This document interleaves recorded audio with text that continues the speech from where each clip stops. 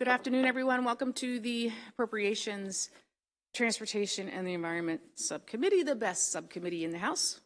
And today we have 3 agencies. We're going to start with the Maryland Transit Administration and go to the Maryland State Highway Administration, and then we're going to end with the Department of Information Technology. So I would invite those representing MTA up to the desk, and I'll go ahead and introduce our budget analyst, Ms. Carrie Cook, and she may begin her presentation, which will be about 10 minutes.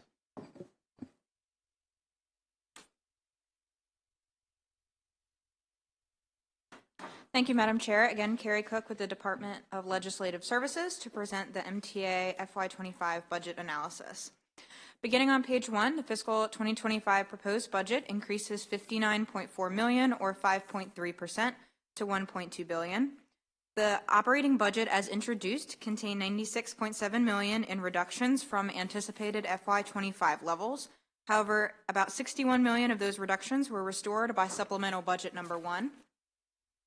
On page 2, on the capital side, the fiscal 2025 proposed budget increases $54.1 million or 8.9% to $660.4 million. The capital budget as introduced contained $15 million in reductions from anticipated spending levels, but again, these reductions were restored by supplemental budget number 1. And a Budget Reconciliation and Financing Act provision to alter the requirement converting the bus fleet to zero-emission buses will save an estimated $20 million per year in the capital program if enacted. MTA has accounted for these reductions in the fiscal 2025 allowance and the CTP. Moving on to some performance management and ridership trends. Exhibit 2 on page 6 shows the ridership by mode compared to calendar 2019. So these are ridership in calendar 2023. So you can see here that MTA total ridership in 2023 was about 65% of 2019 levels. Mobility paratransit is the highest ridership at about 90%, because these are folks who rely on this transportation for day-to-day activities. Commuter bus is the lowest recovered with about 35% of 2019 levels. Exhibit 3 on page 7 shows on-time performance. Those green bars show the mode's performance in terms of meeting the on-time thresholds in fiscal 2023. So at that time, MARC and Mobility Paratransit met their goal with 94% of service provided on time. Exhibit 4 on page 8 is the fare box recovery ratio. So this is no longer in statute, but this is the percentage of operating expenses that are recovered by fare revenues. Exhibit 5 on page 9 shows transit performance measures. These are federally designated measures on how the bus, light rail, and metro systems are doing in terms of their efficiency. And the last item in this section, Exhibit 6 on page 11, compares MTA's local bus to peer systems. So these are the same 3 FTA measures as the previous figure. So in operating expenses per revenue mile, Baltimore performs below the average, but on operating expenses per passenger trip and passenger trip per vehicle revenue mile, Baltimore's system performs above the average of the peer systems. Turning now to the FY25 budget on Exhibit 7 on page 12, overview of agency spending. Bus operations is 49% of the allowance, followed by rail operations, which is 28%. Exhibit 8 on page 13 shows the proposed budget change. So this is how the fiscal 2025 budget is changing from 2024. There's an increase of $21.5 million total in personnel expenses. So this comprises of statewide salary actions, 109 additional pins for transit reliability across the agency, which we'll speak about in a few moments, and 10 new positions for a mechanic apprenticeship that was included in the supplemental budget. Some operating needs that I wanted to highlight, $2.5 million is for a security contract for MTA employee facilities. Currently, MTA police patrol at bus stops and other areas where customers are present, but there is not security at employee-only areas such as bus depots. So MTA is working to procure a security firm to tighten up and provide more safety and security at these areas. There are also changes in transit service contracts, which is typical each year as overhead rates and ridership changes. The one significant reduction is the reduction to the commuter bus transit service contract due to service cuts, which we will discuss in a few moments.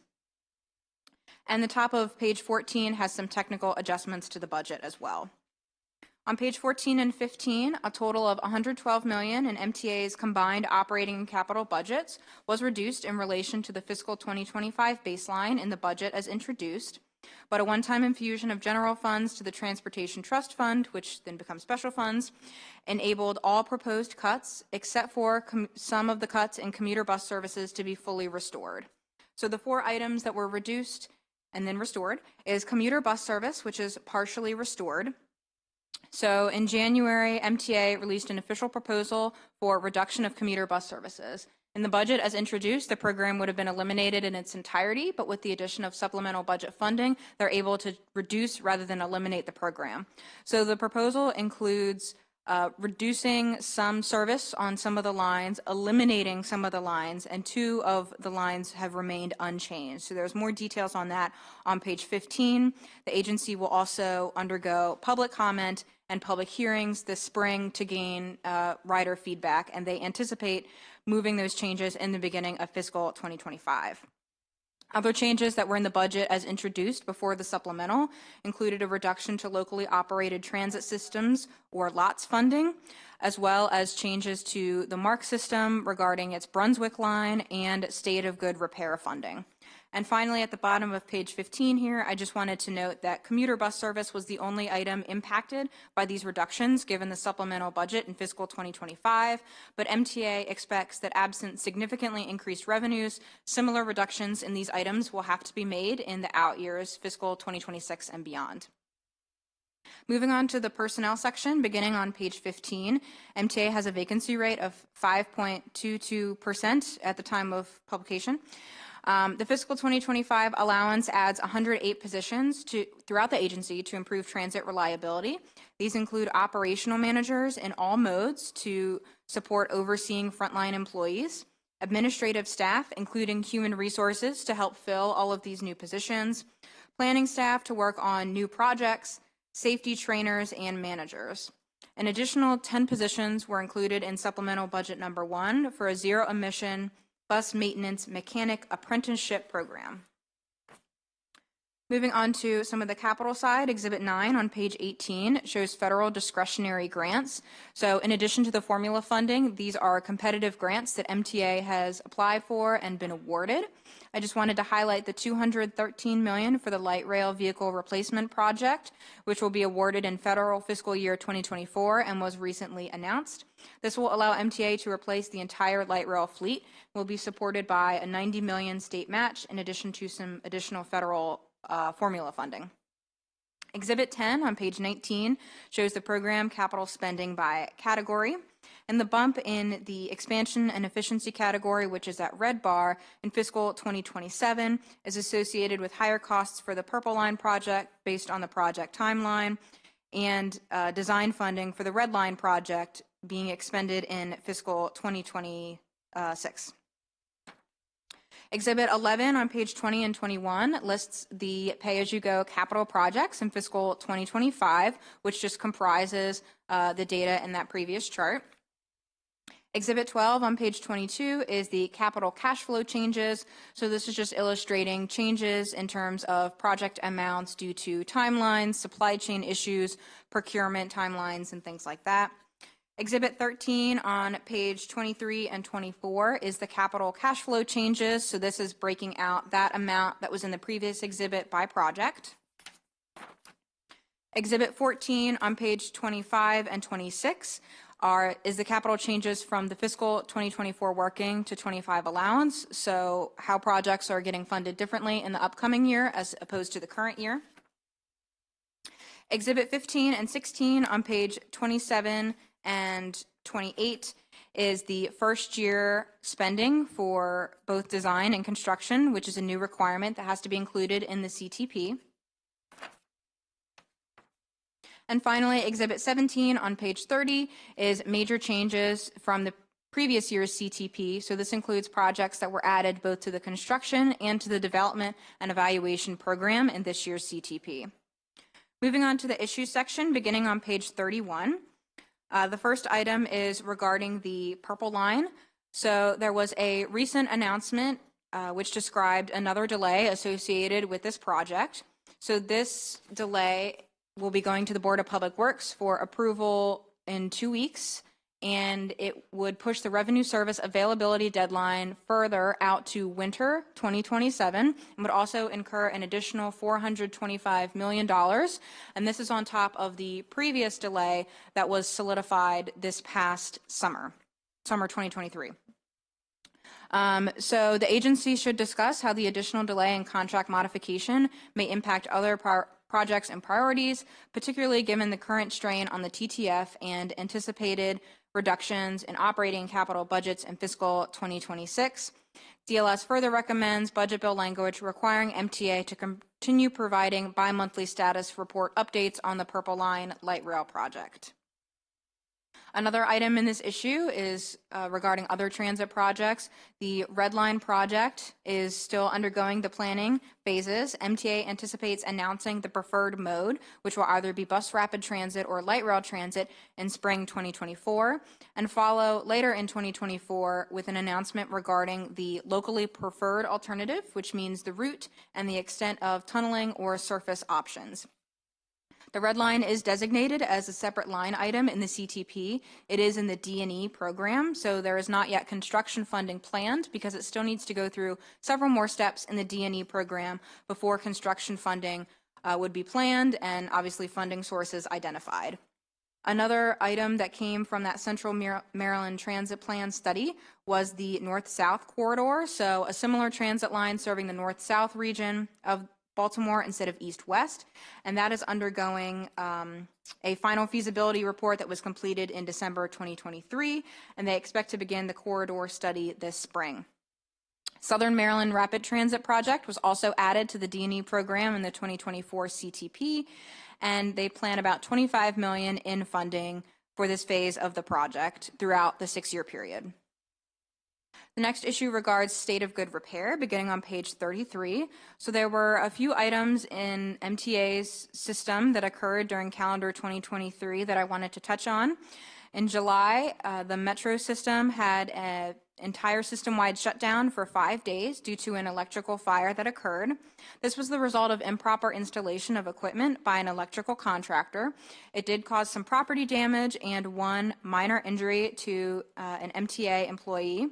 So during the outage of service, MTA provided bus service along the corridor. However, it did impact regular bus service as it was pulling both operators and vehicles from the regular fleet to provide this service.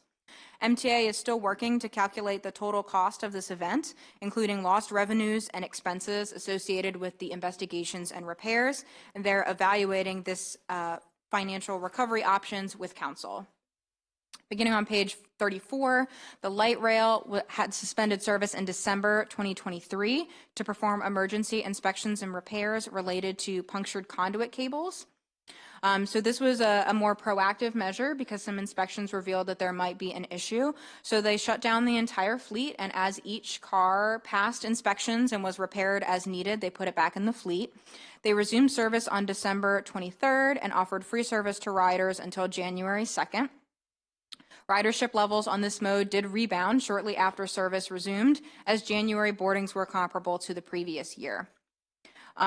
Similar to the Metro event, evaluation of costs incurred from this event is ongoing, and given the nature of the mechanical issues, MTA expects that all expenses associated with this event will be reimbursed by the overhaul contractor. In terms of state of good repair generally, this is an issue that has come up recently. So state of good repair is sort of a vague issue, but generally means maintaining the assets currently in the system rather than expanding the system. So I've listed on the top of page 35 state of good repair amounts that are mandated by chapters 11 and 20 of the 2021 special session. And this number, MTA arrives at this number by combining certain categories in the CTP to essentially include everything except for expanding the system and providing support to local non-state systems. So there was an item in the Budget Reconciliation and Financing Act lowering the mandate for fiscal 2025, but given the additional funding in the supplemental budget, that BRFA item is no longer needed, so DLS recommends striking the BRFA provision given the additional funding made available in the supplemental budget. Another item on this is the 2022 10-year capital needs inventory, which is a report that MTA put out a few years ago to really assess exactly everything that they need to bring the entire system into a state of good repair in terms of long-term planning. The report identifies $5.1 billion in state of good repair needs over the next 10 years. $1.8 billion of that they consider to be deferred capital maintenance or a state of good repair backlog. The report further notes that an average of $512 million per year for the next 10 years will be required to maintain or bring all system assets into a state of good repair. So this estimate of annual funding needs is significantly higher than the amounts that are mandated under chapters 11 and 20, which for fiscal 25 is $450 million. So DLS asks that MTA comment on current funding levels not meeting the figures cited in the C&I report to ensure that the system is in a state of good repair, with a particular focus on how potentially underfunding the state of good repair may impact future federal award eligibility. The last issue is regarding service reliability. So there are a few new initiatives that MTA has just started. In February, they launched a new Office of Customer Experience to directly engage with riders, and that accompanied the release of an online customer experience dashboard, which provides a lot of data in a much more transparent way in terms of service performance, service reliability, and the amount of service that has been provided. MTA's budget, as I mentioned previously, also includes 108 new positions in fiscal 2025 at an estimated cost of $9.8 million, again, across the agency in terms of supervisors, administration, HR, procurement, folks to just really fill out the agency and improve service across the whole system. There were two concerns regarding service reliability in the past year that I'll touch on just very briefly. The first is regarding mobility paratransit. So this is a service that MTA is required by federal law to provide to folks who live within a certain geographical range of a fixed route transit station. So the Department of Justice did do an investigation into this service and found some issues in terms of the level of service being on par with the regular fixed route transit stations for folks without disabilities per federal law. So DOJ found that they failed to provide service that was comparable. I will say that many of these concerns were the concerns that we discussed in last year's budget analysis, as they were regarding calendar 21 and 22. So DLS just recommends that MTA describe progress on implementation of the recommendations that the Department of Justice identified in their report and any barriers to fully implementing these recommendations to ensure and continue ADA compliance. The last item is the performance of agency-operated buses for school children in Baltimore. MTA is provided by law to required by law to provide supplemental bus service for school children in Baltimore City. They work with the system to plan the routes and get children to school, but there was some concern in terms of the timeliness of that service. So Exhibit 18 on page 38 shows the supplemental trips during the 2022 to 23 school year by delay severity. So you can see in the exhibit here that MTA provided 81% of these supplemental service trips on time or early, and 14% were 7 to 15 minutes late. In an effort to sort of continue to be responsive to these concerns, MTA has established a Youth Transit Council, which allows younger riders and other young stakeholders to more directly engage with the agency and provide feedback. So DLS recommends that MTA discuss the Youth Transit Council and the Office of Customer Experience and how these initiatives can address current and future concerns regarding transit reliability. The recommended action on page 40 is to add language, as we did last year and the year before, to the special fund appropriation, withholding $100,000 pending bi-monthly reports on the progress of the Purple Line Light Rail project. The PAYGO recommended action is to concur with the governor's allowance, and that concludes my presentation. Thank you, Madam Chair. Thank you, Ms. Cook. Very comprehensive and thorough as always, and we appreciate your work. We will now introduce Administrator Holly Arnold and Secretary Wiedefeld. Who would like to begin? I'll start, if I may, Chairman. Thank you again, Paul Wiedefeld, for the record, the Secretary of Transportation. With me is Holly Arnold, Administrator of the MTA, and thank you, Carrie, again, for your thorough analysis. Let me just begin, obviously, by stating that how important transit is for the system, the overall system that we do provide. It provides hundreds of thousands of trips a day for Marylanders across the state. And even with the significant fiscal challenges we're facing, the MTA has been focused on providing, obviously, these critical services and working to improve those. That's why we added, in effect, the 109 PINs and the 10 apprenticeship positions as well to continue that momentum. It is encouraging to see the core systems ridership is going up and provided over 60 million rides in 2023. We'll also continue to focus on two major projects. The Red Line, which was announced last summer by the governor to restart that. We will be announcing the mode later this spring, and then we'll be going through the supplemental environmental document with the Federal Transit Administration in the very near future as well. We're also making significant progress on the Purple Line with 65% of the work finished. As was mentioned with the recent request to the Board of Public Works, that is because we have completed the work that we took on when the project was taken over by the MTA a few years ago. That is now behind us, so we can put that portion of the contract to bed. Yes, there was an impact on costs and schedule to do that, and that's what that item is about. So with that, I'll turn it over to Holly to give a brief summary of some of the activities at MTA and then to answer the questions. Thank you, Secretary. Good afternoon, Chair Watson, members of the committee. For the record, I'm Holly Arnold, Administrator for the Maryland Transit Administration. As always, I want to thank Carrie Cook for her excellent analysis. She's always so helpful and professional. So as the Secretary mentioned, MTA is facing the same fiscal cliff that impacts transit agencies across the country. However, thanks to the additional aid from Governor Moore, the impact to MTA's FY25 operating budget was reduced from $98 million to $36 million, and $15 million was restored in the FY25 capital budget.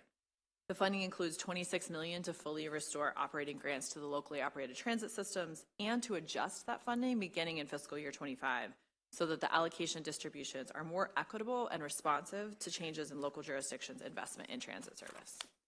It includes $8 million in general fund dollars to continue to support Mark Brunswick line service to West Virginia, while also advancing expansion of midday service subject to CSX agreement and BPW approval. $28 million is also going towards commuter bus service.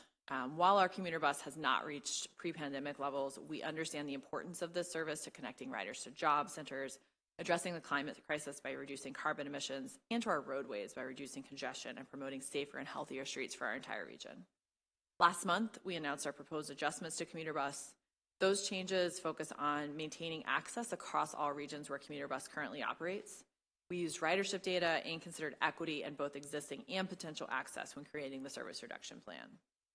Riders can go to our website for full details on the proposed plan, submit a written comment, and see the full public hearing schedule.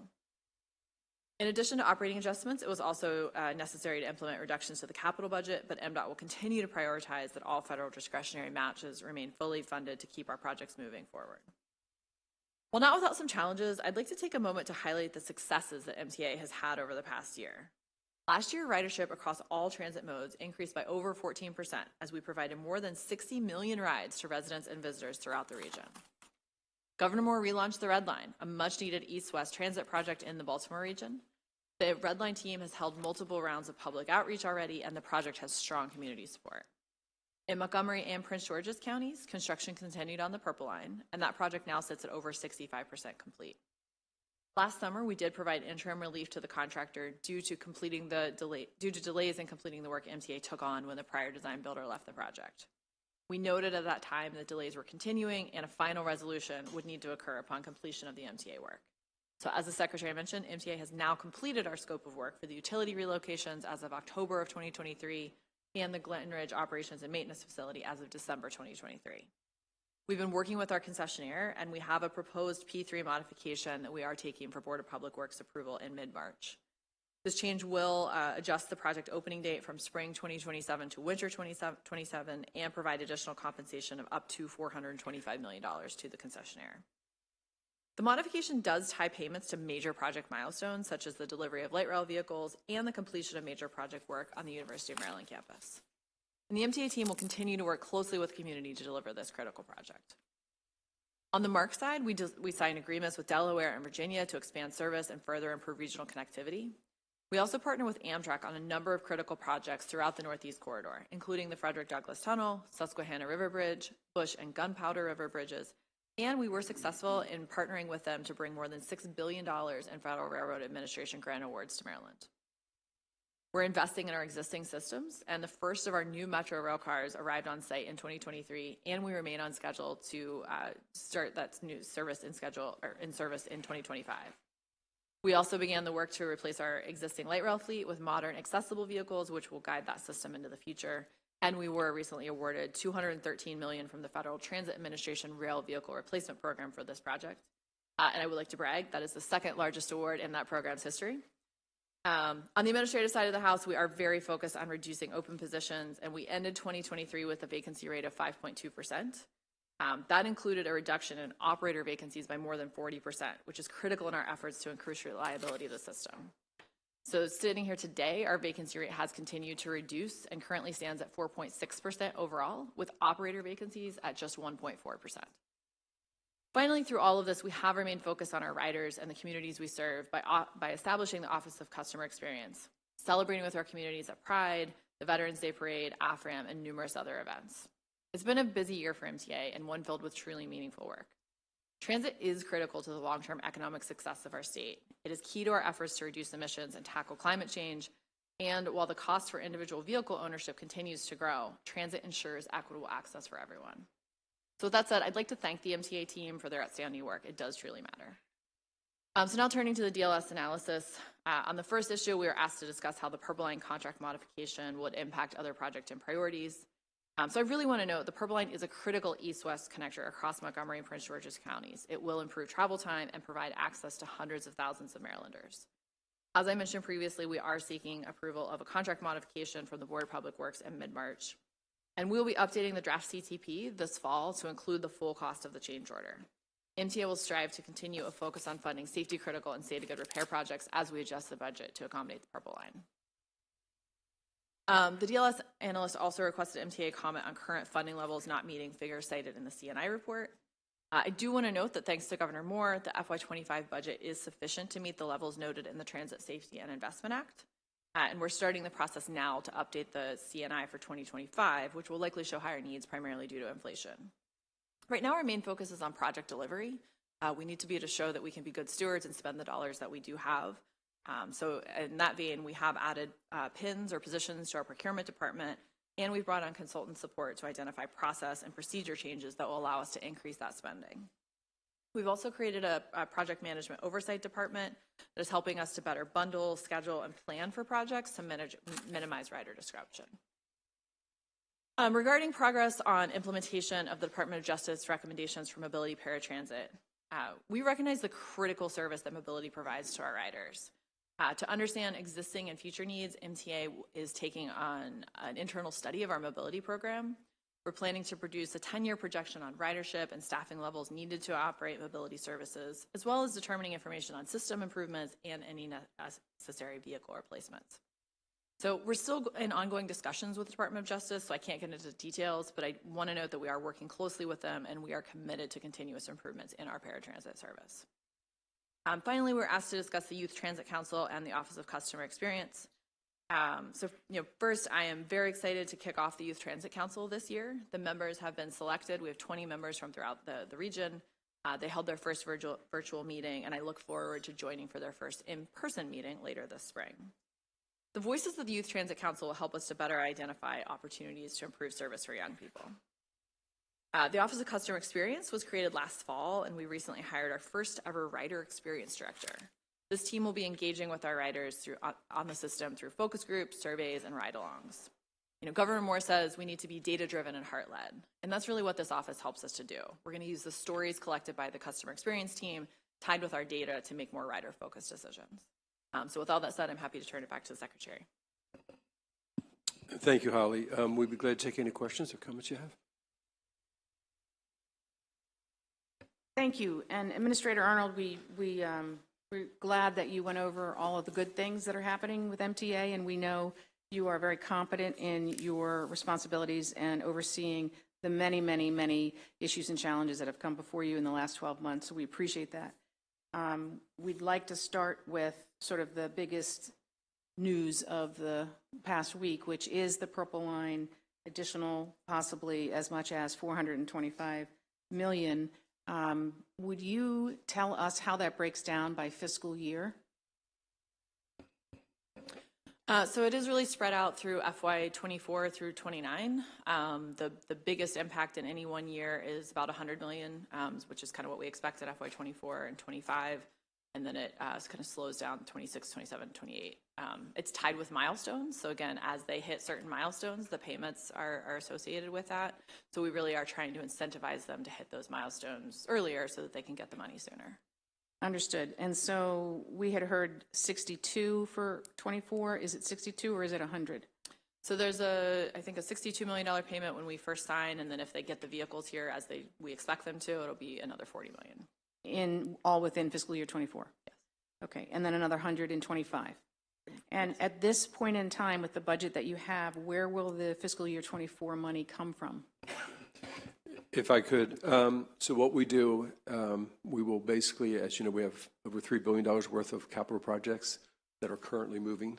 And some of those projects will come in less, some will come in more, some will be on schedule, some will be behind schedule, some will be ahead of schedule. So what we do is we balance that as best we can to meet any project that basically needs dollars in that fiscal year. And then in effect, we then, as we develop the new capital program, the new CTP, we will show if we need additional dollars to deliver the previous commitments, and if we can't, what we would have to do about it. But this is a project that that obviously we're committed to, and we have to come up with the dollars, so that's what we'll have to do to meet this. So essentially, you'll scrape money from other projects and then backfill those projects in the next fiscal year if they need it. Yes, but not, I wouldn't say scrape. It's really whether the projects are being delivered. Because in a big program like that, right, it's projects. You'll take any unused money. Exactly. Okay, and is that your plan for fiscal year 25 as well? It'll be that as well right now, yes. Okay. I will turn it over at this point to Vice Chair Edelman. Thank you, Madam Chair.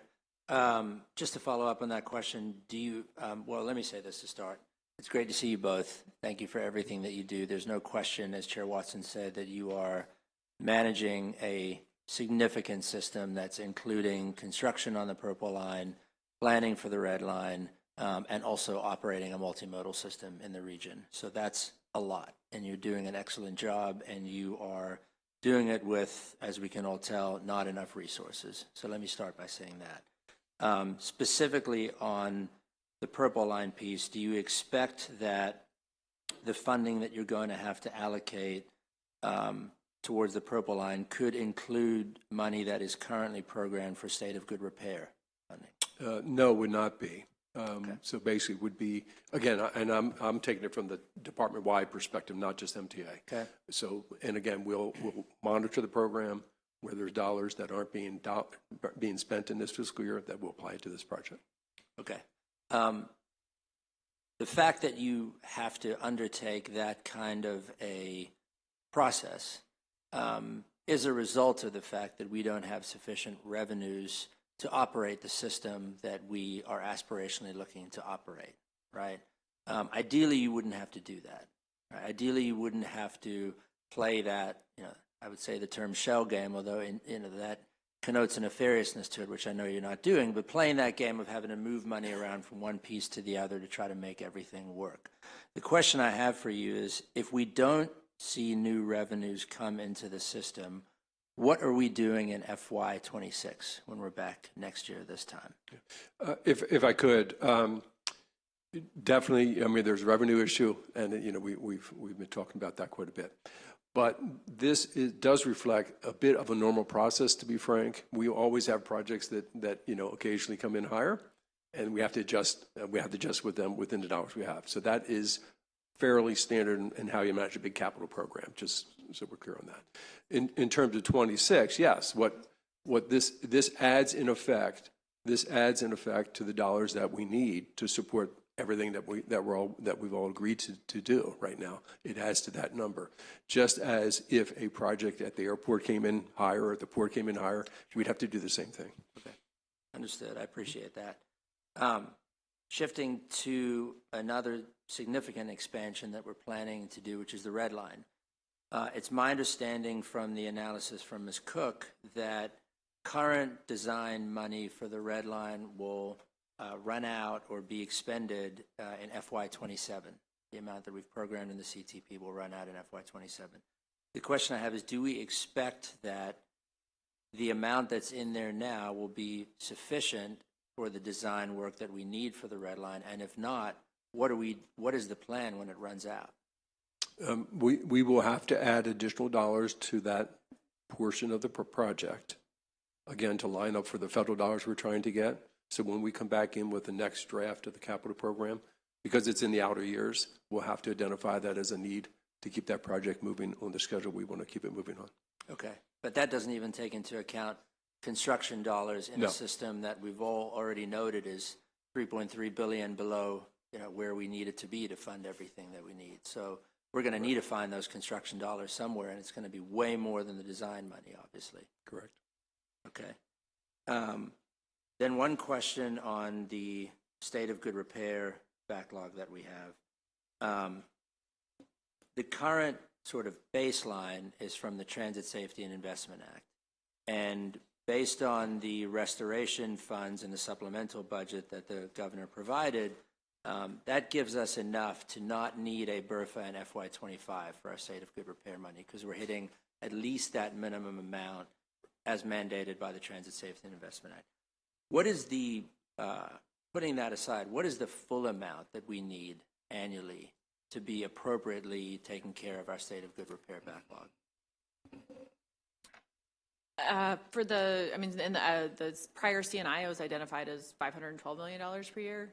We're doing some early analysis now, starting the process for the update. We have to update it every 3 years. My understanding, based on kind of like projects that haven't been completed, as well as inflation, it's up closer to over $600 million now.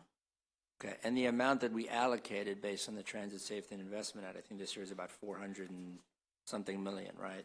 I think it was the 450, yes. So what are we leaving on the table by virtue of not having the full amount that we need to accomplish our state of good repair needs each year? What are we not able to do as a result of that delta?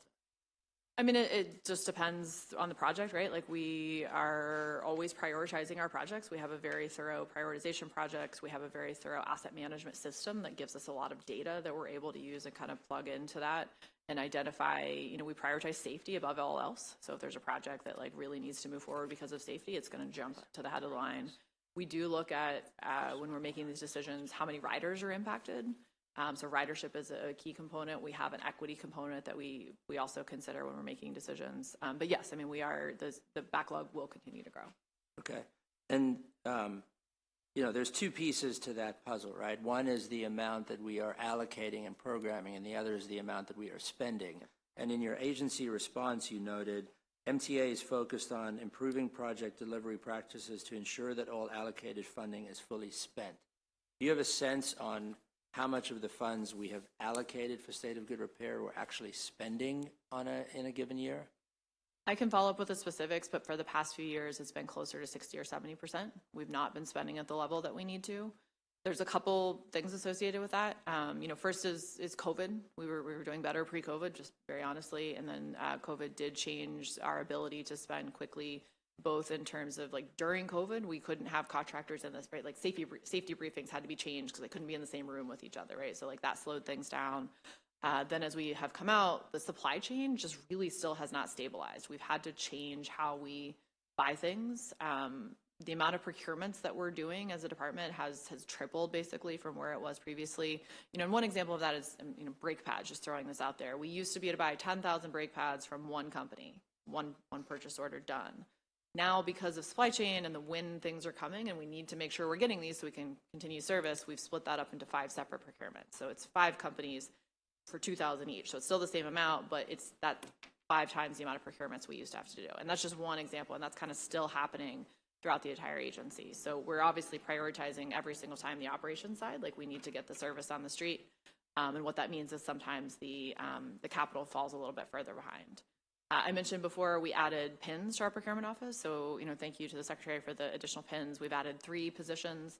I do think we need more, and that's conversations that we're having now, is to continue to see how we can beef up that office, whether through staffing contracts, consultants, state employees. Another piece of it is the process piece. Like we are taking a hard look at how we do our processes, how we bundle our projects. I'm just very thankful that Secretary Wiedefeld, with his experience down the road at Washington Metro, has kind of gone through this before. And so like I'm able to lean on that expertise. And so that is a big focus of the agency over the coming year. Yeah, I was going to say, obviously, that's a challenge that the Secretary has helped to solve before.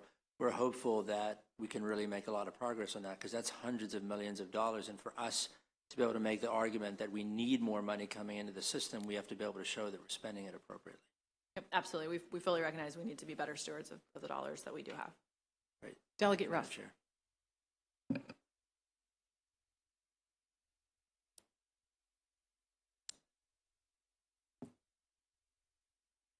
I'm not touching it. Thank you, Madam Chair. And thank you both for joining us. My colleague covered a lot of the things that we are concerned about. I do want to follow up on both state of good repair and red line additional questions. So as to state of good repair, how does the underfunding of that pot of money impact federal award eligibility? Are you asking for the red line or just generally? Generally for the department, for the administration. Well, for the department, again, we always prioritize first federal dollars because you don't want those to either not compete for them or let them lapse. So that will always be the first call for anything. Yeah, and along those lines, we have been incredibly successful in applying for federal dollars. I mentioned the Federal Railroad, over $6 billion. On the MTA side, for the Federal Transit Administration, I mean, we're hundreds of millions of dollars that we've been able to compete for and successfully win, including the light rail award just this past couple weeks. So essentially, you're saying that this underfunding of the state of good repair pot is not going to affect federal, our applications for federal dollars in the future. Again, we've been incredibly successful in getting the federal dollars and prioritize using and spending those federal dollars. But if I could, on the red line, there is the potential because you have to show that you're keeping your system in a state of good repair to compete for the big dollars for the construction. So that's why it's important that we continue that process to keep at that level so that we can prove that to the Federal Transit Administration. Okay. And then just to piggyback on the red line, down the road, my colleague from our fine city mentioned that the money that's been allocated is specifically for design, and considering the fact that state of good repair is going to be directly tied to federal dollars, do you all anticipate that federal dollars are going to be the lion's share of construction dollars for the red line, and how are we going to protect, and are there other sources, but how do we protect those federal dollars moving forward? So we are anticipating requesting 49% of the funding from the Capital Investment Grant Program, the New Starts program, for the construction dollars for the project. The reason 49 and not 50 is because you get an extra point for that, and we need all the points that we can get. But when we do apply, and we're having lots of conversations now, we need to show it's a 20-year financial plan that we can afford to maintain our existing system in a state of good repair and the new system. And so that's as we're planning for the project and planning ahead, lots of conversations about how we're going to do that, and know that we need to find additional revenues in order to make that happen. Okay. And then you mentioned the issues with procurement that are you saying the issues that you've had with procurement are affecting service reliability? And can you talk about how you're tackling that? Because, certainly that is, and we've discussed this, that it's a huge issue for, the citizens of Baltimore City, especially dealing with I think it was about 80% on-time service for school buses. And, as we can, as the school system, already is having its struggles. If we don't have young people getting to school on time, it's just going to exacerbate that. So let me talk about how we're tackling the service times and how that ties into the procurement issue that you talked about earlier. Yes, let me start with reliability. So there's a lot of things that go into that, right? So we put out our schedule. Are we able to meet the schedule in terms of showing up on time? Like that's a key piece, how we build the schedule. The other key piece is, do we have enough operators and buses to run the schedule that we've put out and said we're going to run? And so that's the cut service or service delivery, both of which are available on our website now. So the biggest issue we've had over the past couple of years really has been on the operator side. We just didn't have enough operators. We lost folks during the pandemic. There was a nationwide operator shortage. I'm sure you've heard about it from other counties, right? It's not unique to MTA. So we've done a couple things there to really tackle that. One is just like we've really changed how we recruit, how we advertise, how we try and get new people in the door. MDOT has done a fantastic, Taking New Places campaign that we've been able to piggyback on. Multiple hiring events, really just trying to get more people in the door.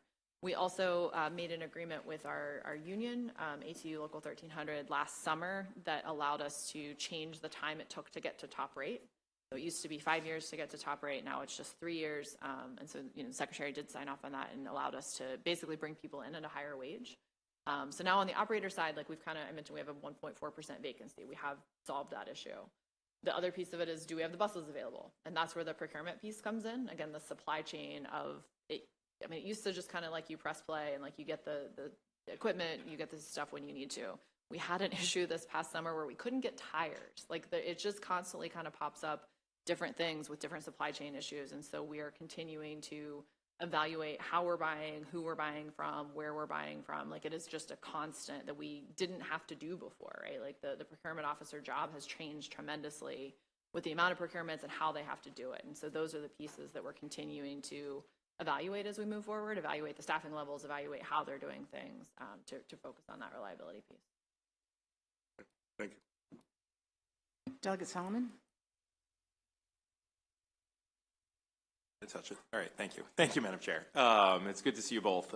Thank you for being here again and for the work that you're doing. And I know there's a lot of community partnership on a whole host of issues that I have in Montgomery County and in our community. Unsurprisingly, I'm going to ask about the Purple Line first. And I do have to say, I want to start off on a positive note that I think public and community relationship aspect between the new contractor and our communities, which obviously are dealing not only with the financial issues, but the day-to-day construction problems and overruns. The new contractor has been a great partner, and obviously no construction of a major infrastructure project is going to go seamless, even without the sort of outside global issues, but it's been really, I think, much better and improved under this team, and I want to recognize that. So I wanted to dig in a little bit more. Has there been any oversight done, and obviously a lot of this was, negotiated at a level before, obviously, Secretary Wiedefeld, you were here, around MDOT sort of taking ownership over moving utilities, and then in between those two contractors coming in, discovering that MDOT was not able to do what they said they did. You're right, I wasn't here. But utilities is the riskiest part of a major project like this. Once you get above ground, it's fairly straightforward, to be frank. And that's why we're confident, much more confident in going forward, although I'm going to make one exception in a minute. So, by taking that on, that was tremendous risk. And maybe we, at the time, we didn't articulate that level of risk. Whether or not, if we hadn't taken on, where would we be in terms of its final delivery? Could be years into the future. We would eventually have paid for that, is the reality, because they would have hit a lot of the same issues that the MTA hit, and they would have come back to us and said, look, no, we thought it was this, and we had a contract for this, and it's actually this plus. So that's just a reality, I think, that would have played out either way. I think we probably, when we step back, we probably saved time by taking it on, but again, the risk was always there, and it's come home to roost. I was going to say, and I will admit, I've not had an opportunity to read the full BPW item, but I think it would be helpful for the committee, and I think the community at large sort of see a full systematic mapping of sort of what went wrong, and would also be curious, and you don't have to answer this now, sort of looking back, I know you have a different view on P3 projects than I think maybe your predecessors did. What has gone really dramatically wrong with this project that we, as a General Assembly, should be thinking about going forward as we come up on the 15-year anniversary of the original law, and how we can change it so we don't run into something on this again. I want to ask you about the trail, because I know I'm going to get the same response. I will just make my point that I always do when we talk about it. Our community wants that trail open as quickly as possible. And I guess question I'm going to ask you, and I'm hoping maybe you can commit to this, now that we've unearthed, so to speak, the problems with utilities, can you all make a pretty firm commitment here today that barring, some act of God or further cataclysm that might happen, there will not be any other substantial further pushing back of the date of the actual opening of the line, that we are as far back as we're going to go? I would be hesitant to do that, to be frank.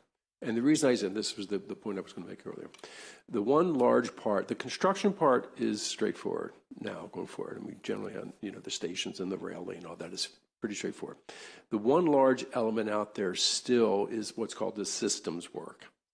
And that is basically the running of the system. And I think if you looked at the Silver Line, that was the issue that held that project up for quite a few years, or 18 months, I believe, because that systems work is a very unique skill. The men and women that do that are basically in international demand. And in fact, the team that we have are coming all from big international projects all over. Now we are on top of them. We've already met with them. They are doing a number of things proactively. One of the largest things was, as the contractor was looking at the impact of the schedule with the delays on the utilization or on the utilities, they had already set aside amount of time for systems to do the work. They did not tie into that. And that would have been a big fear if they had done that, saying, okay, we got 18 months to do the systems, but because of these delays, we're basically going to do that in 15 months. I would not have believed them, to be frank. So that is the one caveat that I do want to flag for everyone, because systems is a very unique specialty skill, and this is a complex project because you're going to be running, as you know, in traffic where you're constantly hitting signals, and that has to go very, very smoothly. So that is very complicated.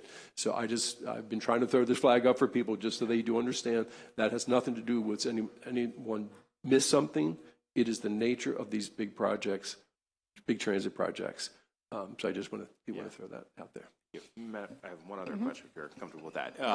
Delegate, before you go, I did want to note on the Capitol Crescent Trail, we did tie one of the milestone payments to opening the trail. So we recognize the importance that it has to the community. And so that is, kind of all the milestones are really tied to that. So we do recognize, I can't give you a date, but we will open it as soon as it is safe to do so. Understood. And I appreciate, by the way, that your team finally put the percentage of completion of the trail into the bi-monthly reports that I know was a request of our community.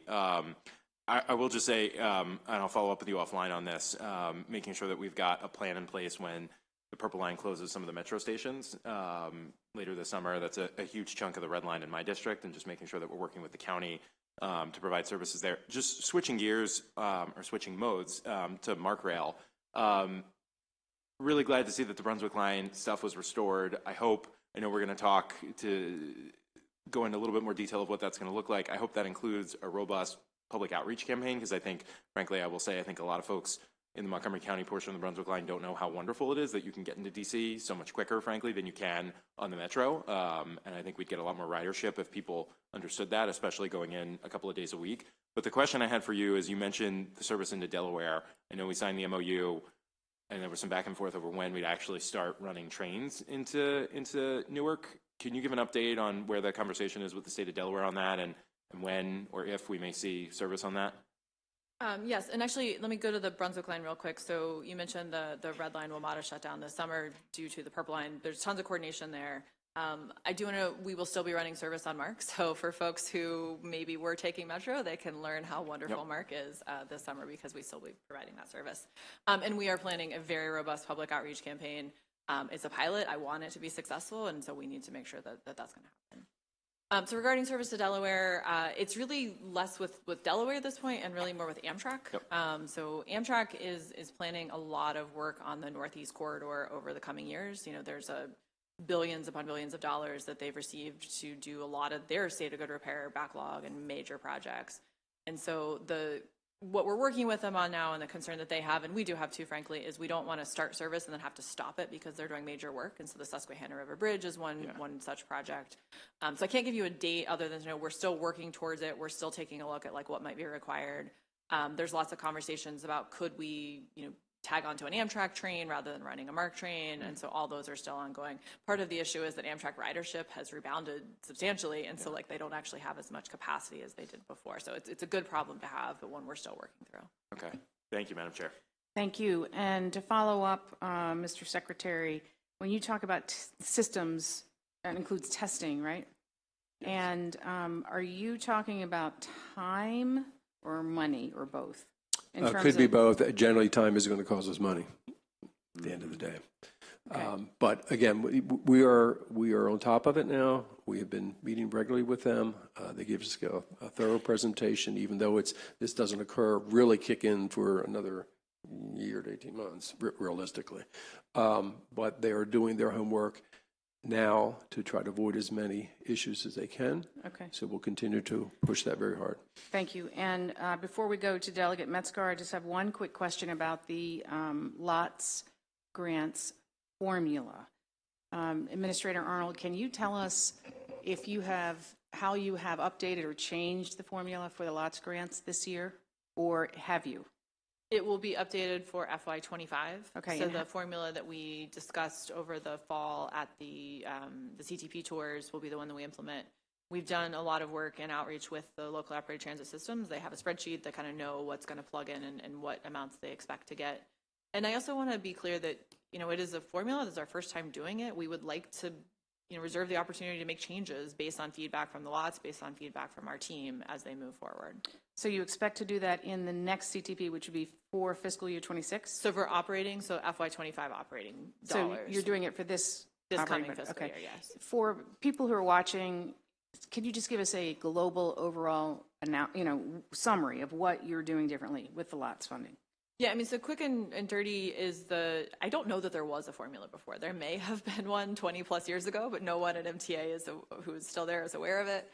And so the way that we awarded funding was, you got this much last year, cool, you get this much this year. That's not a good way to award funding. And so now we're tying it to data. So how much ridership, how much service are you providing, revenue miles.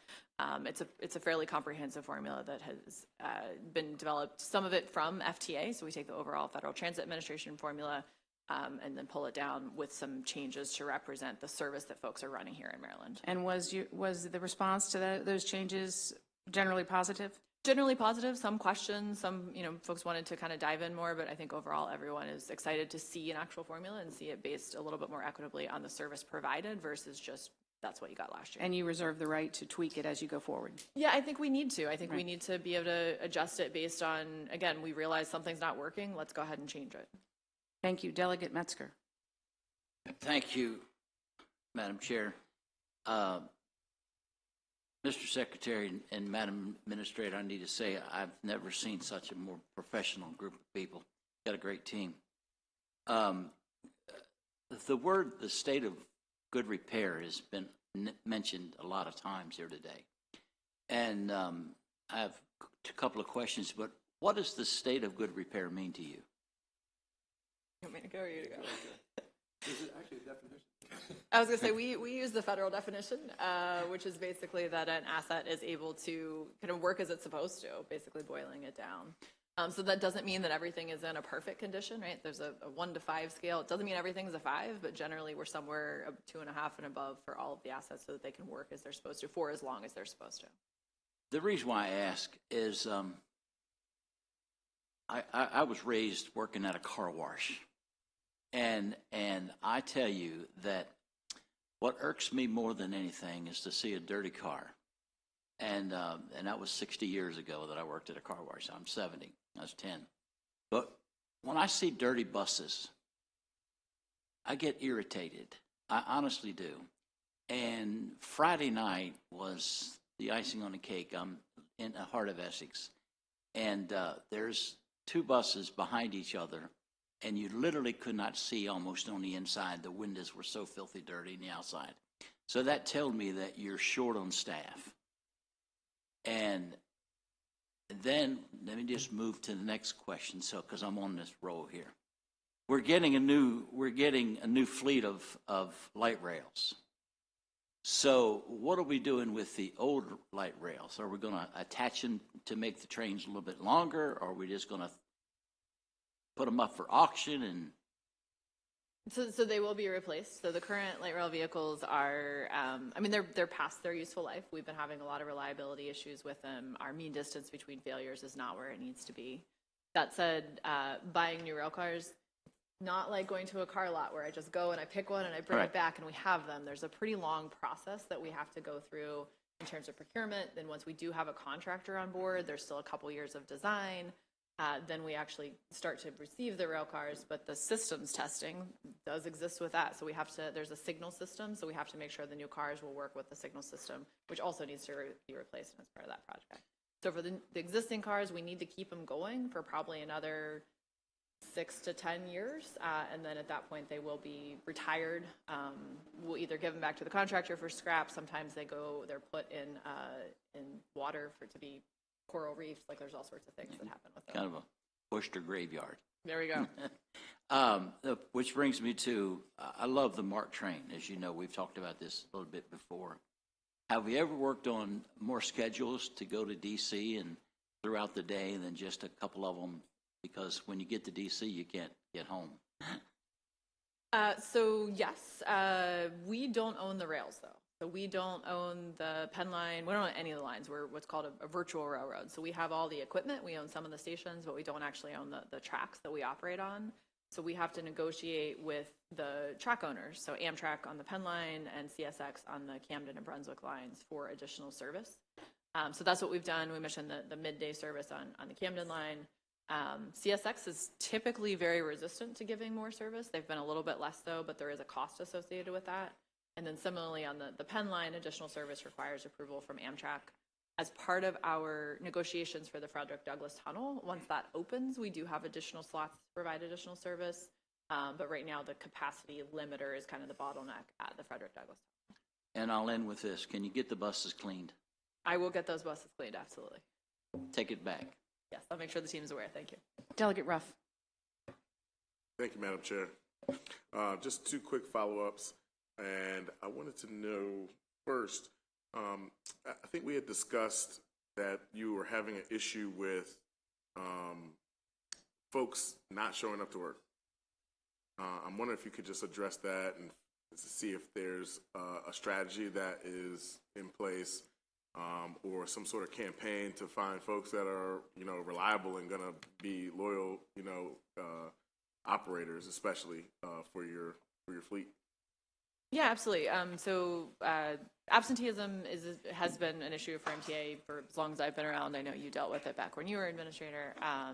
And it is something that the entire industry is dealing with. I will note that I think across the industry, it's gotten worse after COVID. MTA's actually stayed relatively the same, but everyone else has kind of caught up to where we are. So, we have policies in place. We have leave and absence management policy that we've worked with, and we're continuing to work with our union on.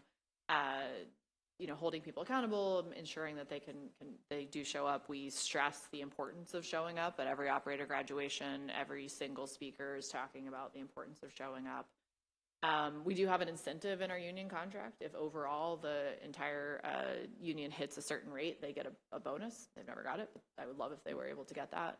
I think we're doing a lot. The other big piece, I think, is just culture. So we're trying to really focus on a culture change at the agency. One of the things that I'd like to look at, we have the apprentice pins on the mechanic side, which I think is fantastic.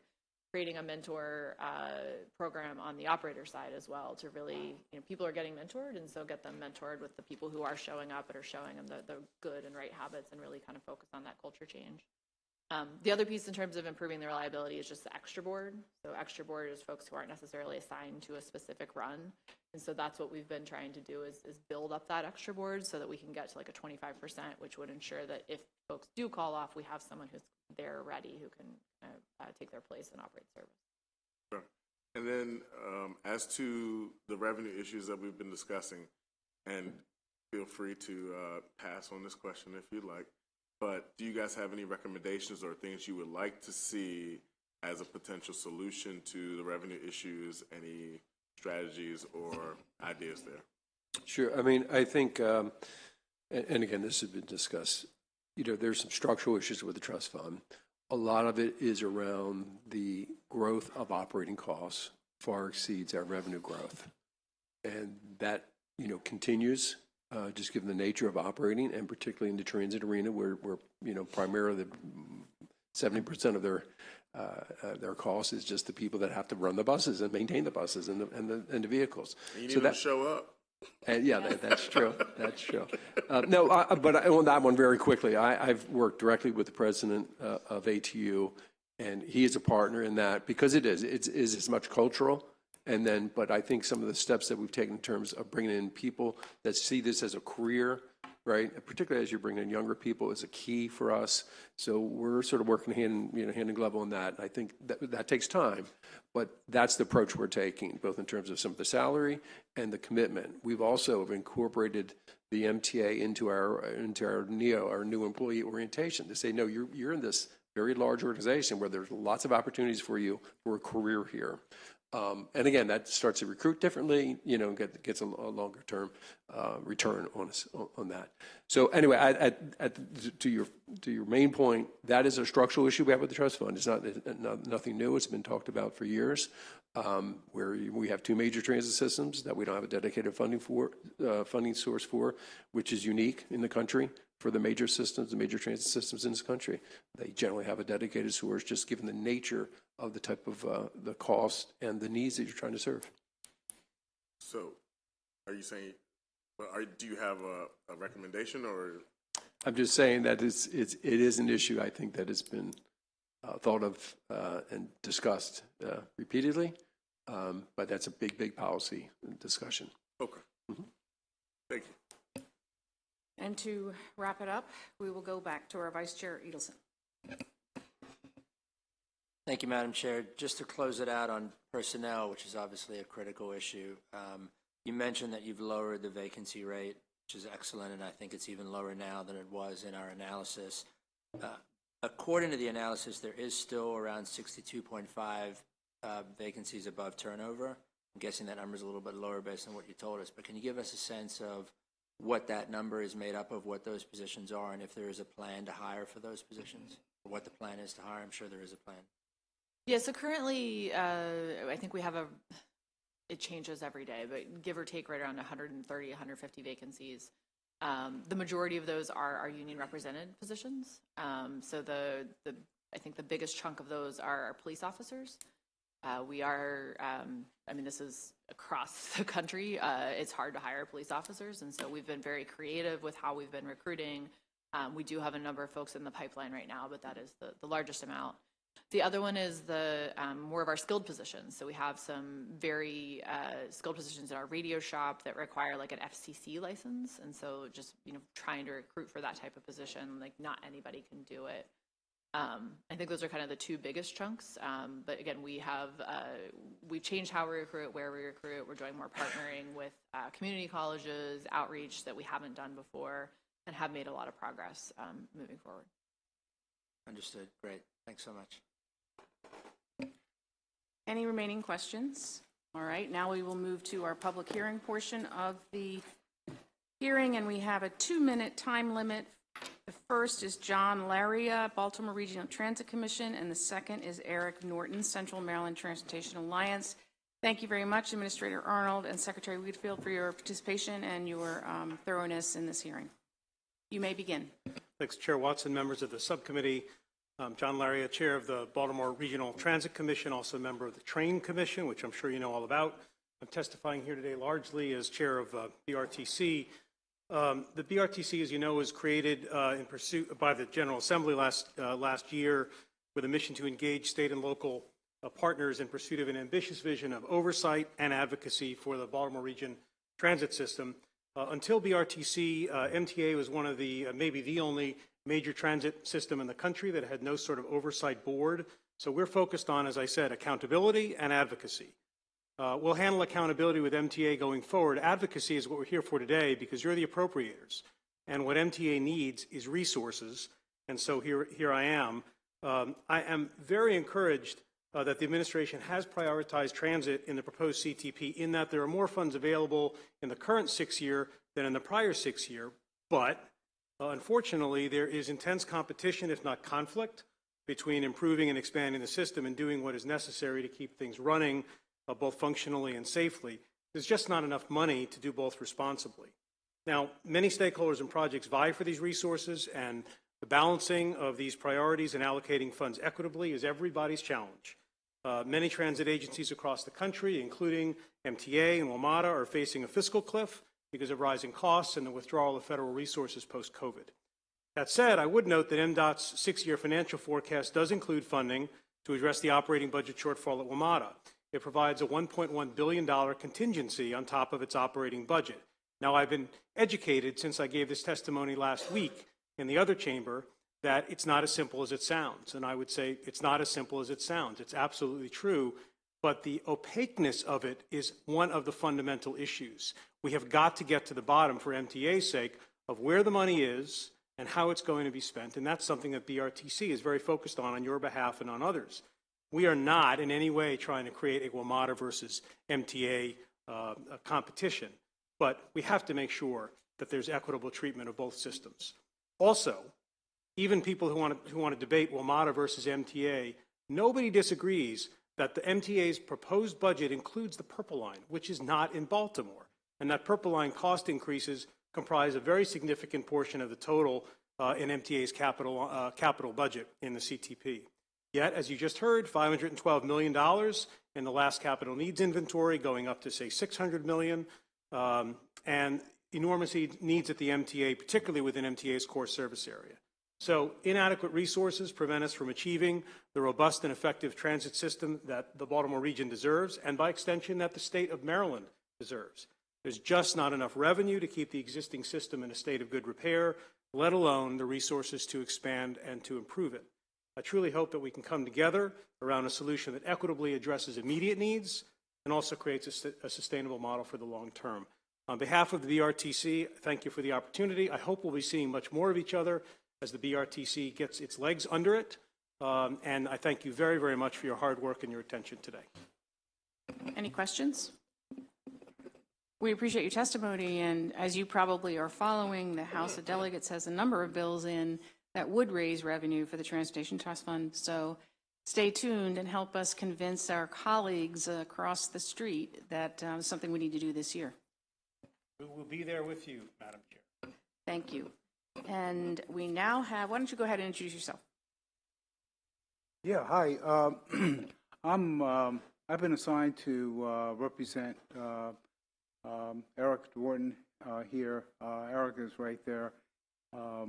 And we're both associated with the Central Maryland Transit Association. Anyhow, my name is Richard Reese, and I live in Baltimore City. Because of a federal bill passed in 2021, the Federal Highway Administration has over $1 trillion to spend. But despite the name, it doesn't have to be for highways.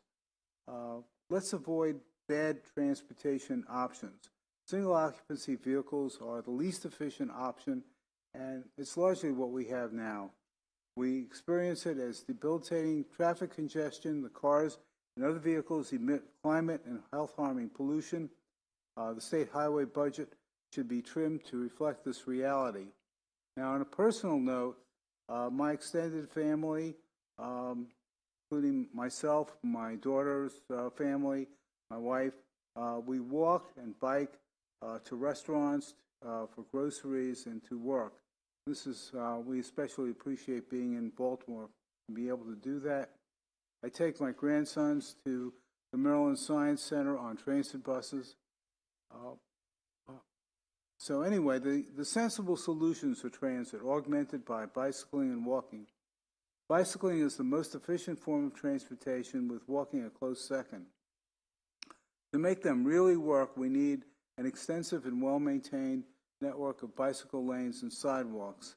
For greater distances, traveling together in mass transit or carpooling, as I did today, is inherently more efficient than having each person in a separate vehicle.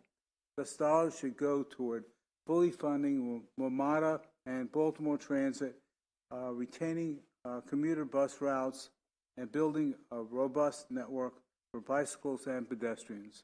Well, thank you for your attention.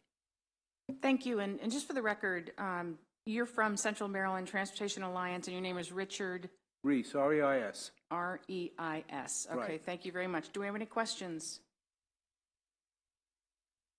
Delegate Solomon. Just very quickly, and maybe it's more of a statement. I will end it with a question. As the, I guess, sole representative of the DC region on the committee, I just wanted to make it clear, we all do better when we all do better. We don't view one versus the other. I have a lot of constituents who would love to be able to take transit who work in Baltimore, and I know there's a lot of Baltimore residents who commute to DC and would love to be able to do it much easier by transit. So all of our systems connect, and I just wanted to echo, we all do better when we all do better. It is one full system that works in concert with one another. Isn't that so? Yeah, absolutely. And on that note, we will end the hearing for the Maryland Transit Administration and move on to the State Highway Administration. And for that, we have our analyst, Steve McCullough, ready to go, and we invite the Administrator, William Hines, as well as Secretary Wiedefield to the desk. And Mr. McCullough, we're running behind, but I don't want to rush you. So just be as succinct as you possibly can. Thank you.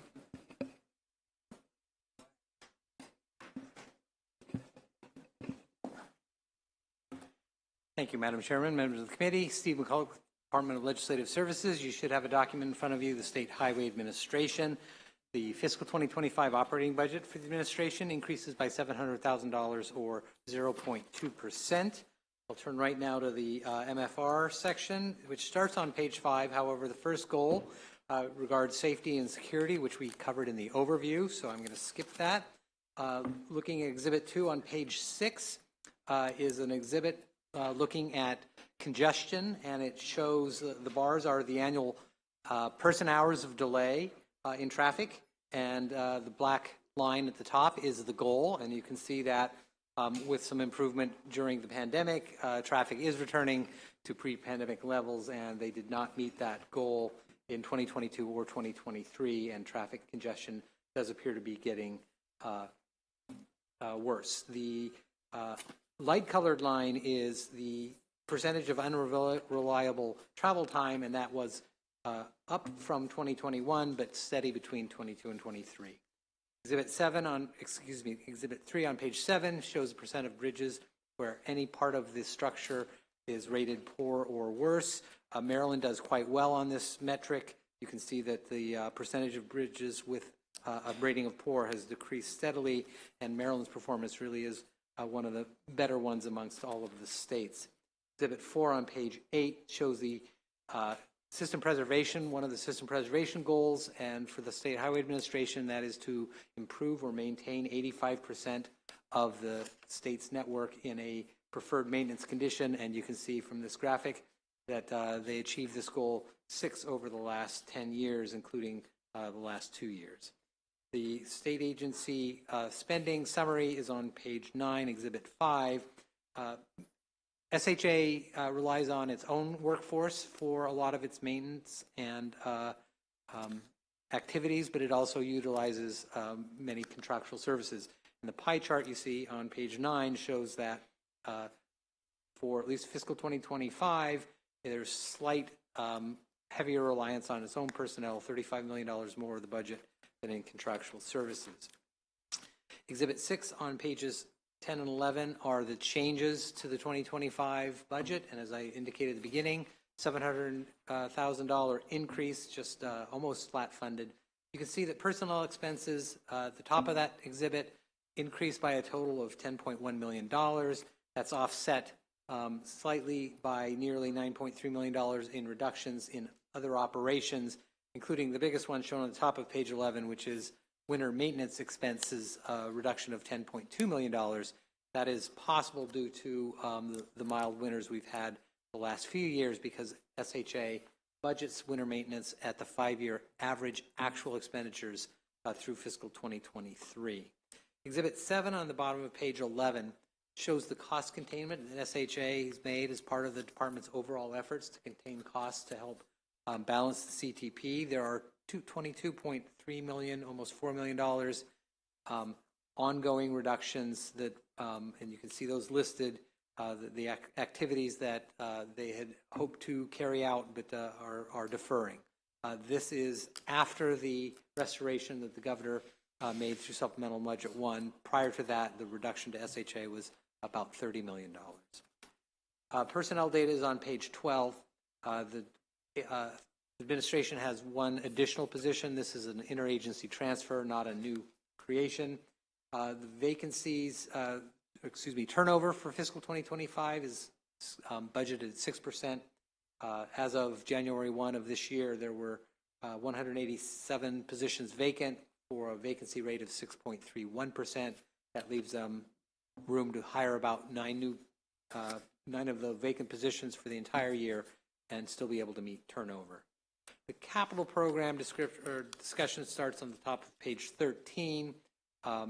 The SHA's capital program includes, the planning and research and acquisition of major capital projects and other expenditures related to their road and bridge network. The CTP includes the development and evaluation program, where much of the planning and engineering is done. Once the project proceeds through that process, which usually accounts for 15% of a project cost, it's moved then to the construction program. However, in order for a project to move into the construction program, there needs to be sufficient funds to accommodate that throughout the rest of the CTP. State aid for local governments or highway user revenues are part of SHA's capital funding.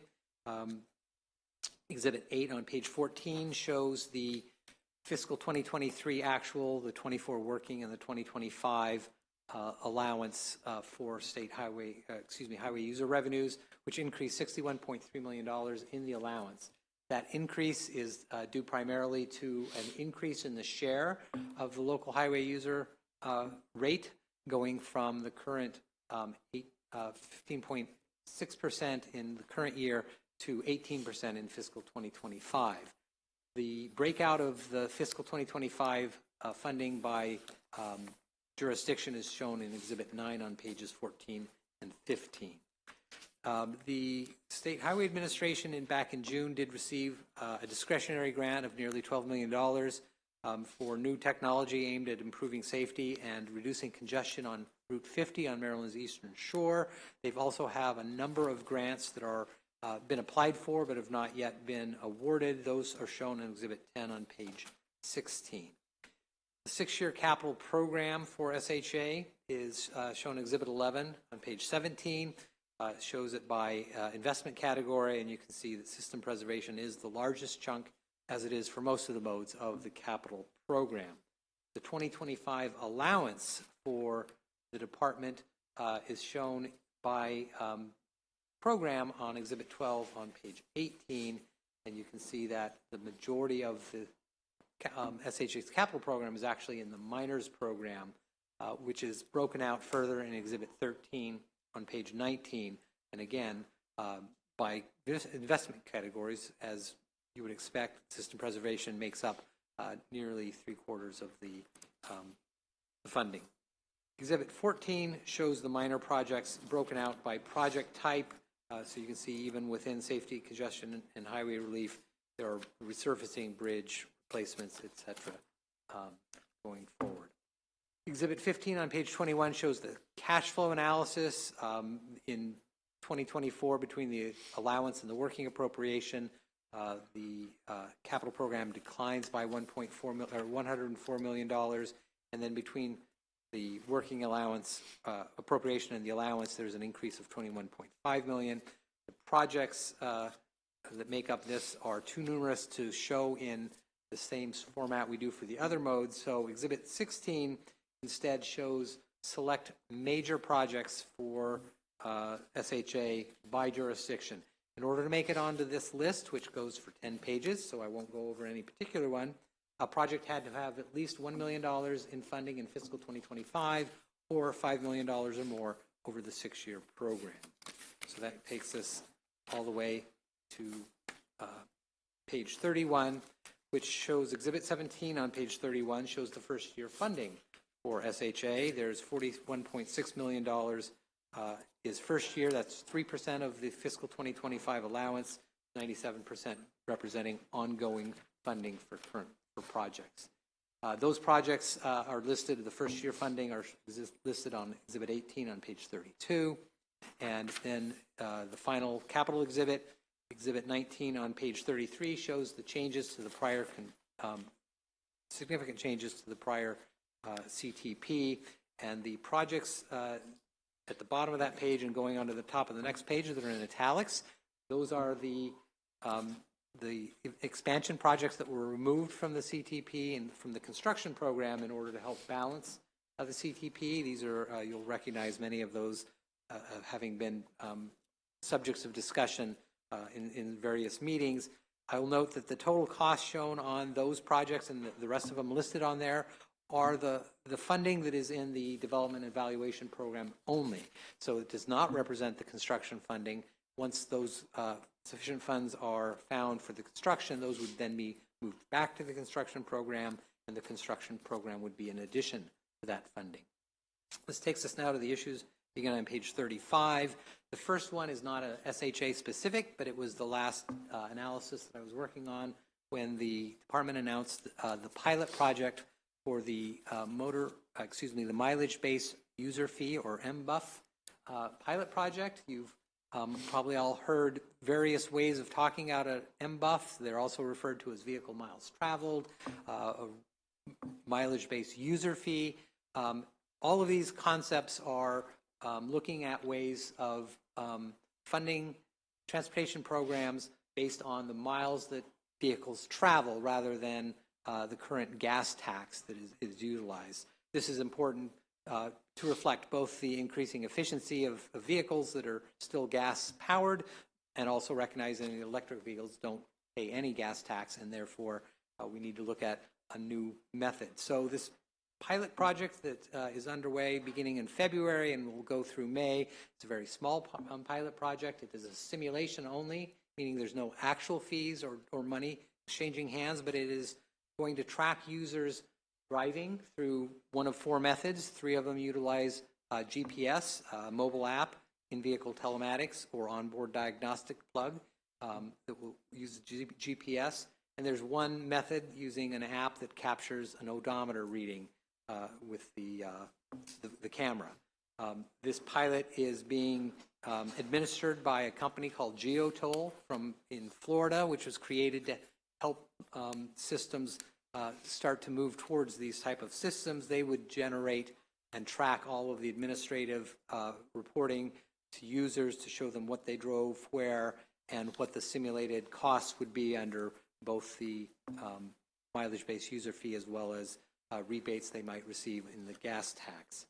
The second issue on the bottom of page 35 is just a quick update on the managed lane project. This is the 495 I-270 project. It was previously a P3, but when the P3 partner exited the project last year, it now becomes an SHA project. SHA has applied for a couple large federal funds, federal loans to do this project. They have heard back on one of these applications, and it was not successful. They have a $2.2 billion application currently being evaluated through the Federal Bridge Investment Program. They have not yet heard about that. The project has also been scaled back in terms of the corridor. Under the previous P3, the Phase 1 South was extending from just south of the American Legion Bridge across up I-495 to the I-270 spurs, and then up 270 to the I-370 interchange. That is now current project that is the subject of that federal application now ends at the I-270 spurs. So the future part of I-270 that was part of the previous project would be a future phase, and then everything that was north of I-370 would be a future phase anyway. That is one of the new projects in terms of planning that has been added to the CTP this year. The third issue is on the bottom of page 36, and this deals with the DLS recommendation that you will see on highway user revenues. Exhibit 20 shows the history of the rate increases, and just to cut to the chase, the DLS recommendation is that highway user revenues at least should be on the table for consideration to go back to the fiscal 2020 level of 9.6%. The highway user revenues were increased at a time when it looked like revenues for the trust fund were sufficient to handle the responsibilities of the trust fund, including the major capital projects on the state side. as we've been hearing throughout this session. That is no longer the case, and it's not to say that this recommendation needs to be taken, but we just want to put it on the table. If you can't raise sufficient revenues, you'll be looking at reductions. The state capital program's already been reduced. This simply puts that on the table. The recommendations for the operating budget concur with the governor's allowance. PAYGO recommendation deals with the highway user. It's a contingent reduction based on the BRFA, which I understand the full committee will actually be making that decision. With that, that concludes my presentation. Thank you very much for your very thorough presentation. And who would like to go first? Paul Wiedefeld, Secretary of Transportation again, and with me is Will Pines, the State Highway Administrator, and again, thank you, Stephen. I'll just go to the one request, because it comes through the department, which is the mileage-based user fee program. So basically, we're part of an Eastern Transportation Coalition group that basically is my peers up and down from Florida to New England that's doing this effort, as we're all trying to wrestle with how do we deal with, in effect, the future loss of motor fuel tax. So this program will, in effect, give us some information about what, if there's that participate, I actually am participating in it. And it shows you, again, the type of travel you do, where you do it, particularly for interstate, which is very interesting for us because we're surrounded, obviously, and people will have lots of options. And depending upon how different states try to recoup those dollars could be very important, meaning you could lose dollars or gain dollars. So that's why this program is going to help us understand some of that travel behavior. And as we think about how we recoup it, that it takes those things into consideration. So it's due at the end of May. We'll get some data back from that, and we'll go from there. But that's the purpose of the program. Very good. Administrator Pines? All right. Thank you, Secretary Wiedefeld, and good afternoon, Chair Watson and members of the committee. Again, for the record, I'm Will Pines, Administrator for SHA. I want to start by echoing the Secretary's gratitude for Steve's analysis and his partnership with SHA. Sadly, this month, we marked the first anniversary of one of the most tragic work zone crashes in Maryland history. 6 lives were lost on March 22nd, 2023 on the Baltimore Beltway. We've been honored to work alongside the Lieutenant Governor on Governor Moore's Work Zone Safety Group and proudly support the Maryland Work Protection Act being considered by the legislature.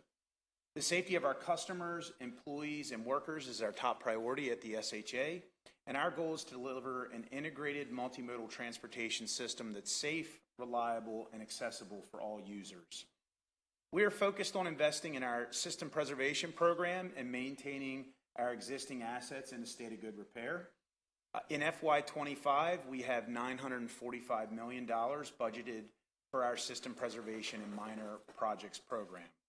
Last year, SHA made significant investments in vulnerable user safety across the state. We launched our Pedestrian Safety Action Plan, otherwise known as the PSAP plan, which is a data-driven tool that identifies the most critical projects for pedestrian and bicycle needs across the state. We have nearly $100 million of funding allocated in the final CTP for this program. SHA is positioned to move forward with design on segments along 5 corridors, and these include Maryland 650 in Montgomery and Prince George's counties, Maryland 410 in Prince George's County, Maryland 2 in Anne Arundel County, Maryland 150 in Baltimore County, and US 1 in Howard County. We also published the Vulnerable Road User Safety Assessment, which identifies high-risk locations statewide. And we're continuing to work with the Secretary's office to update Maryland's Complete Streets policy. Since summer of 2023, we've made progress to almost 400 crosswalks at nearly 200 intersections statewide. And in November, we completed the $6.4 million US 1 trolley trail in Hyattsville, which is a key connection to the Anacostia tributary trail system.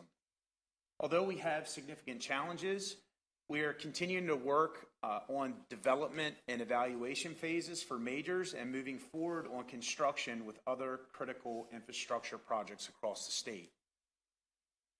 As many of you will be excited about here, we just completed the $34 million replacement of 3 bridges at Sparrows Point Boulevard and Wharf Road interchange in Baltimore County to promote economic development at Trade Point Atlantic. Also, construction for the $181 million interchange at Maryland 4 and Suitland Parkway has now started. We are also moving forward ahead with preliminary engineering work for the interchange for the FBI headquarters. We must leverage every available federal dollar made available to us, which includes applying for grants. And we are preparing to submit the RAISE grant application for Prince George's County's Maryland 210 Bike Connectivity Project. Over the past year, SHA has also had significant successes across the entire organization. We exceeded the governor's vacancy goal of cutting our vacancy rate in half by the end of 2023. In January 2023, our vacancy rate was 12.1%, and today our vacancy rate is 5.7%. In 2023, we spent $15 million on litter and debris pickup, and thanks to Governor Moore, we now have a FY25 budget for litter of nearly $17 million. We were also delighted to host this committee for a tour of our Hanover complex to see the phenomenal SHA team at work. To meet our customers' needs, we do so much more than many realize, and we appreciated the opportunity to showcase some of that great work to this committee. Now turning to the DLS analysis, SHA is continuing to move forward with exploring funding options for the American Legion Bridge 270 program. As you are aware, MDOT was not awarded the multimodal project discretionary grant for this project. However, the Bridge Investment Program grant application process is still underway. SHA also continues to make progress on due diligence activities and preliminary engineering along the corridor to advance project readiness and best position MDOT to receive those grants. The final CTP has $108 million in preliminary engineering and design funded for the Phase 1 South portion of the project that replaces the American Legion Bridge. And ongoing efforts related to that preliminary engineering include field work for data collection and updated traffic modeling, early utility coordination, and work to acquire necessary environmental permits. There is also $50.5 million to advance the Phase 1 North planning study for the I-270 corridor north of the Intercounty Connector. And with that, I'll turn things back over to Secretary Wiedefeld. I'm happy to look forward to answering questions. Thank you, Will. Yes, we're willing to obviously any questions you may have. Thank you. Let me just start off with a couple of random questions, and then we'll go to the other members. You mentioned that you were getting $17 million this year from the governor for litter? That's correct. That's removal? That's correct. That is with the funding that came with the $150 million, $10 million of that is with litter and So that's an increase of $2 million over 24. That's comparing 23, what we spent last year, to 25, the upcoming budget. Okay. And does that include mowing? Does that include the mowing and the litter, or just the litter? That's just the litter number. Okay. That's good. Can I just ask this one question before I turn it over to the next person, who will be Delegate Solomon? When we talk about HUR funding, first, is there a formula change for that in the way that there has been for the LOTS program on the MTA side? No, there isn't. I mean, it's in state law, how that is structured. Okay. So we're following it. You're following the way that it is structured in state law. Do you think that needs to evolve or change? I mean, it's an important source of revenues for the local governments, for sure, particularly Baltimore City, and because we don't do any into their highways. It'd be a much larger policy discussion if that would change. Is this current formula in the law appropriate? There are needs at the local level for municipal roads, county roads, for sure. I understand there are needs, but what I'm saying is it distributed the way that it should be? Is the way that the whole pot distributed among jurisdictions appropriate? Sure. I don't know the history of it, how it was initially designed, but it does obviously favor Baltimore City because we don't do roads in Baltimore City. So it seems to make sense from that perspective. I just don't know the details of how that was initially formulated. I don't believe it came from the department. Okay. I think it was a... Do you get criticisms about how it is spread out? No. Okay, so as far as you know, the counties and jurisdictions are satisfied with the formula, even if they're not satisfied with the total amount of money that they get depending on the budget? Yes, based on my experience in all the pre-tour meetings I do, yes, that's Okay. all I've heard about. So we did pass legislation to increase the percentage that we give for HUR funding. And we had scheduled to do that over a series of years. And as you know, our friendly legislative analyst is recommending that we go, or that we consider as an option, going back down to 9.6% of those revenues as opposed to whatever we're out for 15%. What's your feeling on doing that? I think it's something that should be considered. I think we got to make sure we understand the implications of it, though. Obviously, we generate more dollars for the trust fund for some of the work that we do, but it takes it from some of the local roads that they need to work as well. Do you think, or have you heard any criticism or complaints from the local jurisdictions on the potential cuts that are in the HUR revenue for the upcoming years? Yes. So if you recall, we were recommending that we go with the flat 15.6, and then with the governor's, with the dollars that we received, the 150, we brought it back up to what's in the statute for 25. So no, we heard quite a bit about the implications of even going from the 18 to the 15.6. Right.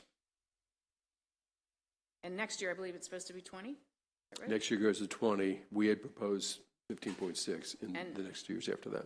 And the following year is 22, right? Right. 2 years at 20.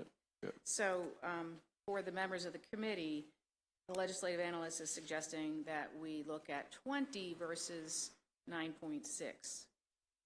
So I think that's something we really are going to have to review. Okay. 9.6 versus 20. Yeah. Is what he's right. Okay. So we'll go to Delegate Solomon. Thank you. Thank you, Madam Chair. Nice to see you again, Mr. Administrator and Mr. Secretary. Thanks for sticking around. And I just want to start off by just again saying, really appreciate the partnership. There's been a lot of really great stuff in our community that you've been great partners on. Really appreciate particularly you both visiting with the Governor Wheaton this past summer, and really walking the community with our leaders to understand the issues that we've got there. So really appreciate the responsiveness on particularly. You mentioned upgrading crosswalks. I mean, the responsiveness on local issues. I always love to praise the District 3 staff. Has been really wonderful, and so I appreciate that. I have two questions. One on the I-270 innovative congestion management tools that were implemented in past years, and I think we don't often talk enough about, and was wondering if you could give maybe a little bit of an update on the impact, if you've got data. I think anecdotally, I don't have the hard numbers in front of me, I think it's done a lot to improve sort of the lower part of 270, but I was curious that we still have work to do, that there's still 13 million. Can you talk about any data you've got on the effectiveness of that and what still is going to be done with that money that's programmed in? Sure, so thank you. So we talked quite a bit about our TISMO program as a whole, where we focus on our systems and operations to try to move traffic. The innovative congestion. Let me do the acronym here. So transportation, maintenance, systems, and operations. So this is it's basically things in the toolbox that allow you to move traffic without doing essentially enhancements to the highway. So it's things like signal timing, ramp metering, like what was extensively used on the 270 program. That project, we actually won a national award for the implementation. We have seen congestion relief through the area. As you know, for perspective, we are seeing numbers in traffic return to the region, and so there's still certainly congestion in the area, but we have seen considerable improvements from that. It is a tool that we, in terms of TISMO, we have a project ongoing on the Baltimore Beltway 695 right now to implement hard shoulder running, and we have other locations throughout the state, especially in terms of upgrading our signal technology to leverage that further. So what's left? There's 13 million that's still programmed in here, 4 million in 2025 and 13 million over the 6 year. What's left on the I-270 piece? There's one interchange. I'm sorry, I'm blanking on the specific location, but we had to work with Montgomery County to work out some of the logistics with the signals there. That is resolved now, and we have a path forward to complete the project. So it's really just one single location that wasn't completed due to the county interactivity that we needed to work out. Okay. And then the other question, I know, Mr. Secretary, I asked you this, I think one of our previous hearings, and Mr. Administrator, I'd mentioned this to you in advance. I am still sort of at a little bit of a loss on the Beltway or the American Legion Bridge piece. If we don't get this grant, the second grant, I would love to see just a full accounting, and maybe you can go through in a little bit more greater detail than just what's even listed. I mean, $43 million for continued planning for a project that we know, again, by your own words, the MDOT's own words, we're still 10 years from the lifespan of that bridge needing to be fully replaced. It just seems like so much money when we can't fund what is literally needed next year and the year beyond. And I just still don't understand where that money's going. If we don't succeed in the second grant, it seems like we're going to have to go back to the drawing board. So just more of an explanation on where that money is going and what maybe a full accounting that you can share with the committee. Okay, sure. So a key piece to being able to receive these grants is project readiness. And frankly, we understand that the project timeline is quite long, but we've seen with other major projects that's pretty standard. So some of the money, sometimes you got to spend money to make money, and that's kind of the case here where we need to advance some of these activities that help to reduce the risk profile of the project, and that will help us to be in a better position to win the grants. For the grant that we weren't selected on, the multimodal grant, we did receive feedback that part of the reason we didn't get the grant was due to its current readiness position. So we need to advance some of these activities, things like the utility work, the permitting, that will bring the risk profile down and give the feds greater confidence that we're able to move forward in a timely way. So that's the money that's in there. Part of it is for those due diligence activities that will be needed regardless of when we would implement the project. But then when we shifted some of the funding to that Phase 1 North segment, that is also, through our stakeholder engagement process, we've heard a lot that the Upper County and Frederick County, where you see the lane drops in the highway, that there's a lot greater interest in providing congestion relief for that region than there was for the Rockville area. That's why we've truncated the Beltway portion back to the spur, as Steve had mentioned in his analysis, and are focusing on advancing the multimodal study for north of 370, where there's that greater need.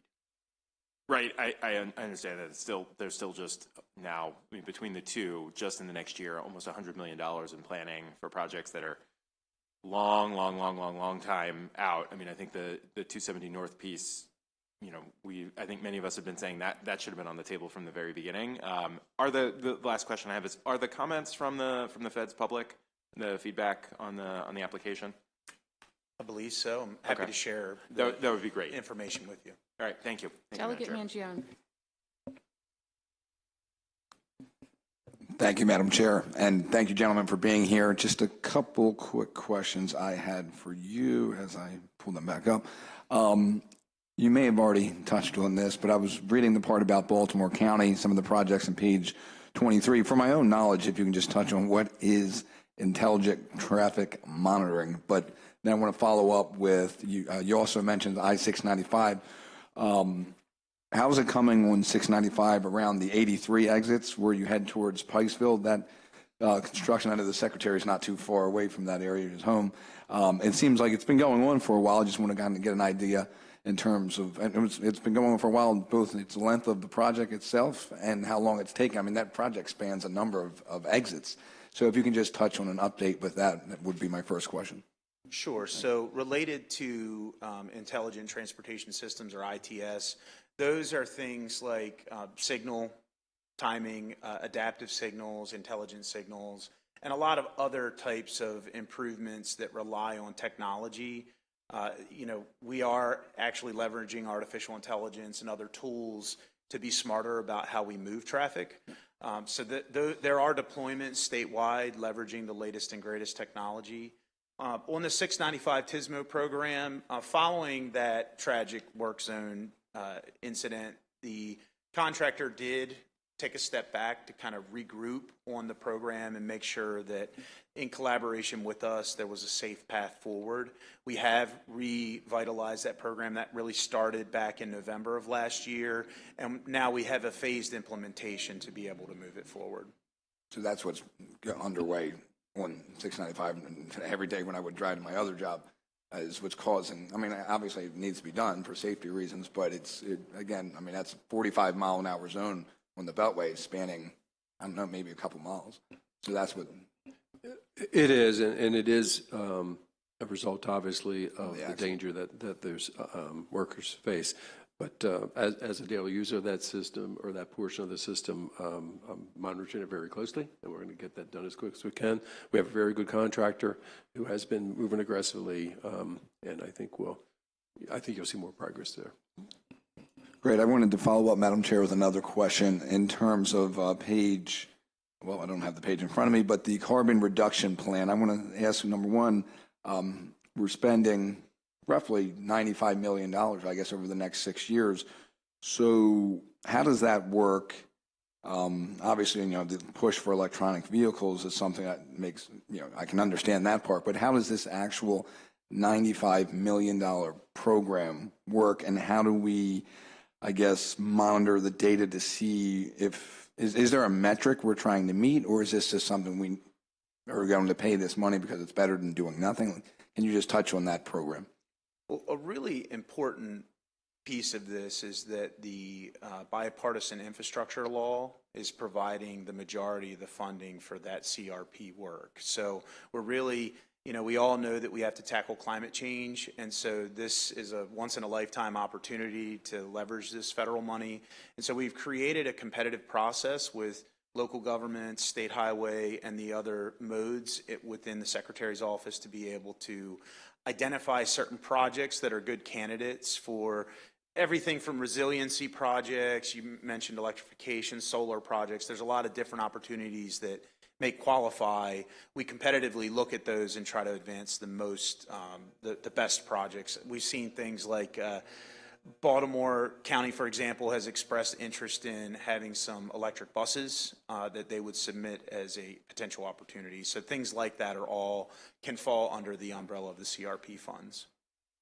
Okay, then one last follow-up is, you mentioned, Mr. Secretary, about the pilot program, and I guess it comes out in May, so I won't ask you too many of the questions I have. We'll probably just wait and see some of the results, and I'm sure we'll reconvene with you there. But I'll just simplify it to, are there any, I have concerns with the idea of it, and I do think I'm worried about how much it's going to cost a Maryland driver, how much data and privacy might be intruded upon.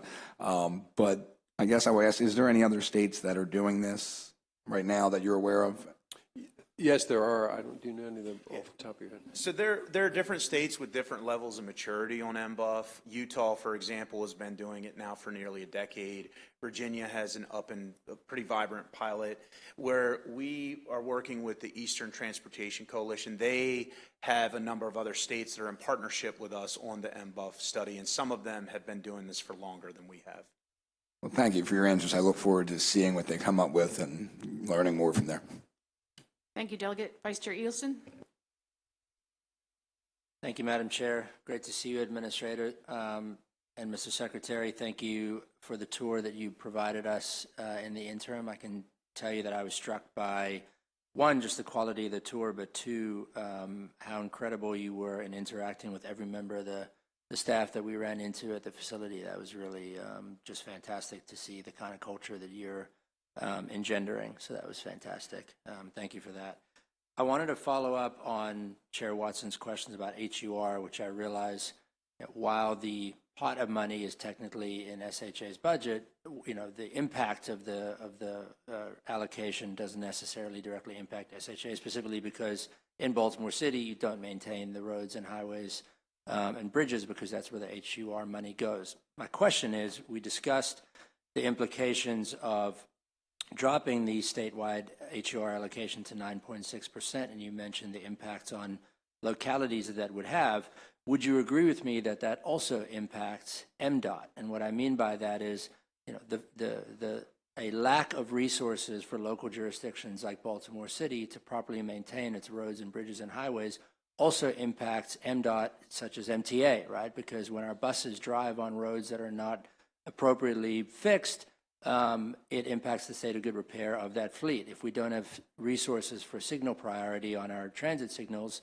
or on our lights, that impacts our ability to move around and provide quality service to the folks in the region. So, would you agree with me that a decrease in HUR funding is also going to impact MDOT and the different business units? It does, but for the two you just cited, also the Port of Baltimore and some of the roads around that facility, as if you've ever traveled those, those are an issue for everyday citizens because they travel those as well. So yes, it does. Okay, great, thank you.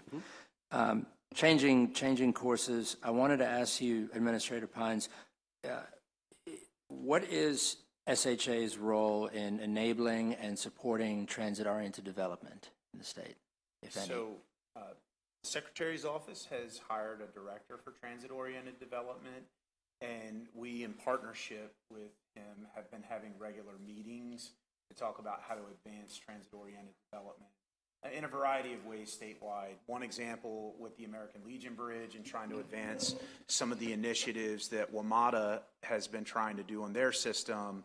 We're trying to build in synergies between the programs. So, we value an integrated transportation system. We know that many of our users are on sidewalks, walking to, transit stations. We want to make sure there's a seamless and safe process for every one of our facility users. Great, thanks so much. Delegate Ruff. Thank you, Madam Chair. And good to see you. I'll echo my colleagues' sentiments about our visit. It was a really great site visit, and I absolutely enjoyed taking pictures in front of your large signs. But also, I thought your staff was immaculate, and you should be very proud of what you've been able to accomplish so far. I wanted to talk just about a small part of the analysis about the goal of having 0 vehicle deaths or serious injuries by 2030, which I think obviously we all can get around that, considering you invoking the anniversary of that terrible incident on 695. How does that goal tie into your budgetary priorities, and how do you strategize on accomplishing that goal? Want me to start? Yeah. So when you look at this past year, the numbers are still being tallied, but we know there's going to be over 600 deaths in Maryland. When you look at the breakdown from the prior year, it was just under 600. I think it was around 575. About a quarter of those deaths were vulnerable users. That's pedestrians and bicyclists. As I mentioned in my remarks, we have $100 million for the Pedestrian Safety Action Plan to specifically target improvements, leveraging the federal highway countermeasures to advance safety on those most dangerous corridors. Additionally, there's other highway safety improvement funds and geometric improvement funds where we look at deaths that occur at signals where people run red lights and T-bone each other. Those types of improvements are included in our system preservation funding. And then certainly part of the Governor's Work Zone Safety Committee, we've been looking at how to improve education and to implement the bill that would bring some revenues to the table through expanding the enforcement actions in work zones that would allow us to use those to help greater achieve the Vision Zero goals statewide, particularly within work zones. So we try to look at, really focus on safety. Everything in enforcement that we do is really about trying to prevent. We don't want to collect revenue off of cameras. We want to actually just have people not speed through our work zones. And ultimately, we have a holistic view where we're focused on employee safety, work zone safety, vulnerable user safety, and really ultimately the customer safety and the. Very good. Last question from me would be, how did you guys come to the decision to, in order to cover the increase to personnel in the budget, to take away from the snow removal budget? I think that's really focused on last year's budget. For the ongoing FY24 budget, the snow, we have a budget of $80 million for winter. Our expenses to date, the analysis showed we were, I think, a little over $36 million. As of today, we had 2 additional winter storms in February. We've expended $71 million of that $80 million budget. So we're not anticipating significant excess funds from our winter budget to be leveraged for others. Okay, thank you. Keep in mind, Western Maryland has been hit with a lot of snow, whereas we've been getting some rain and just partial. I just took a trip out to Garrett County and caught some of that snow, so I hear you. Thank you. Thank you, Madam Chair. Delegate Ruff. I would like to ask a little bit about state of good repair. First, for our esteemed former Chair Corman, would you please explain to us how you use terminology between state of good repair and system preservation? So I think that there are a lot of synergies between the terms. State of good repair, as Holly mentioned in her testimony, is really about making sure our facilities are meeting their intended use. And so let's take an example like a building facility.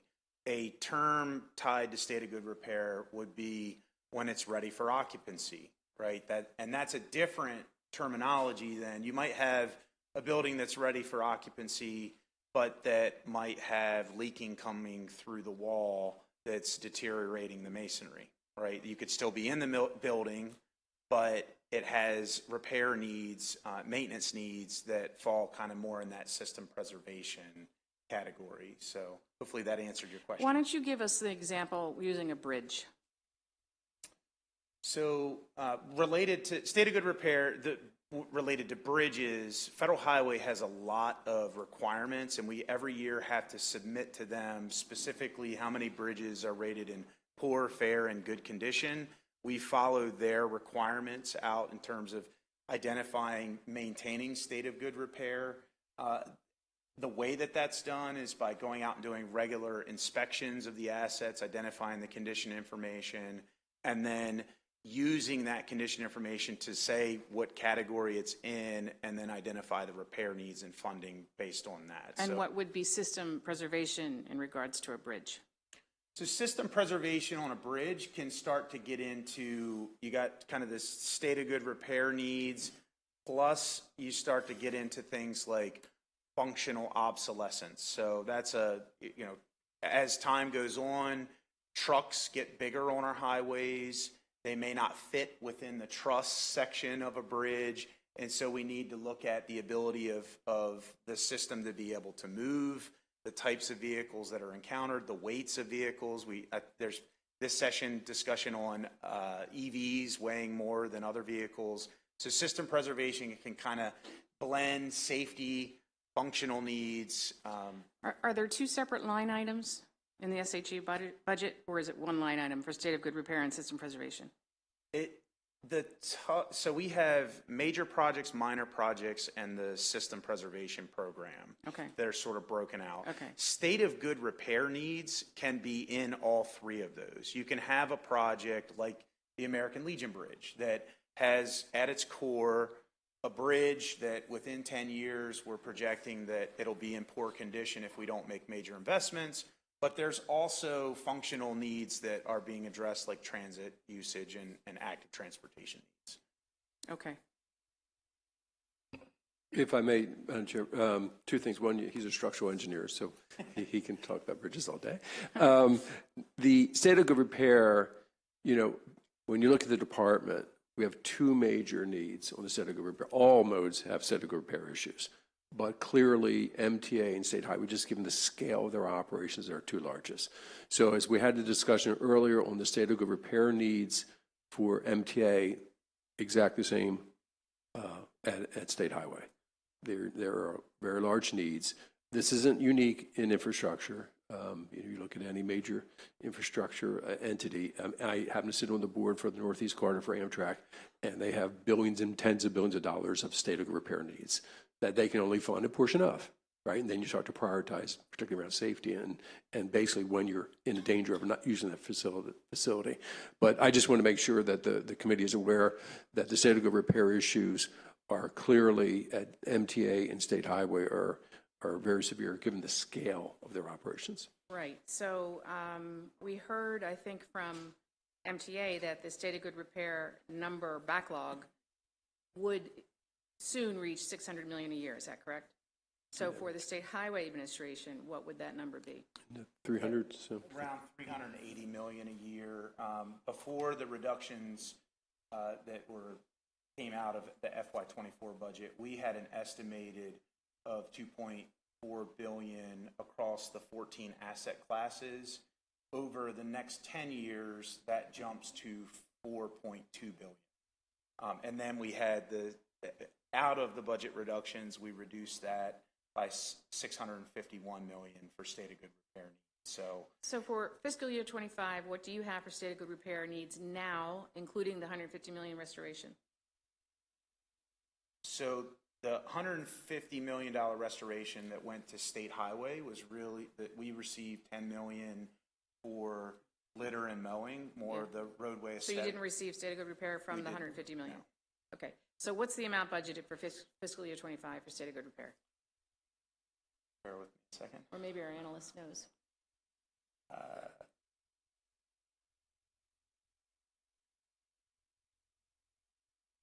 I'm sorry. So you're looking for the capital. So we have majors and minor, 302 million for majors, 804 for minors. You have that, Bill? So 1.16? correct. That's the budget for the capital. And was a portion of your state of good repair budget cut this year? Yes. And what's that number? What's that cut? So the total was 651 million over the 6 year. So ballpark a little over 100 million a year. Okay. So $100 million in state of good repair from SHA has been cut from the original CTP draft. Right. And then we had unfunded needs that even exceeded what we had funded and cut. Exactly. So can you tell us what kinds of things are in that 100 million that won't be done? Now, Sure. of course, I know you're going to fund you're going to prioritize everything. You're going to fund the things that have to do with safety first. But can you give us an example of, as we are contemplating reinstating money in the trust fund, what are the needs in SHA that have been cut for state of good repair? Yeah. So historically, the state facilities and equipment is one of our really big pain points. Typically, those are not federally eligible activities. They're 100% state funded, and so that often results in those activities getting cut first. Right now, SHA, currently our annual fleet capital budget is 90% lower than what it used to be back in the FY15 to FY18 period. There was substantial cuts to those areas coming out of COVID. And so we now have about an $85 million backlog on equipment needs just for our fleet. So that's the mowing equipment, the trucks, and those funds, really are causing us to have increasingly aged fleet. When you look at the condition of the fleet, 62% based on our inspection program of our trucks and mowers and all are currently categorized in either high or serious risk. And so we're outsourcing about $800,000 a month. Last month's outsourcing for repairs was $921,000. A major reason we have to outsource is a number of our fleet vehicles and mowers and the like are so old at this point that we can't regularly purchase the parts to repair them. So we have to send them out to folks who will go to scrap yards to collect the types of things needed to fix this. And so it's this really specific example. I personally visited our Owings Mills shop recently. That shop has 6 mowers allocated, or the actual tractors allocated to the shop. Currently, only 2 of them are functional. The other 4 are out of service. And so that results in us having an inability to do things like the mowers have attachments that can do litter pickup. They do tree and brush removal. They do mowing operations. And so when our equipment is out of service, we have impacts to our service levels. So would the state of good repair money buy you new equipment or just fix those 4 mowers are out of service? That would depend on the funding level.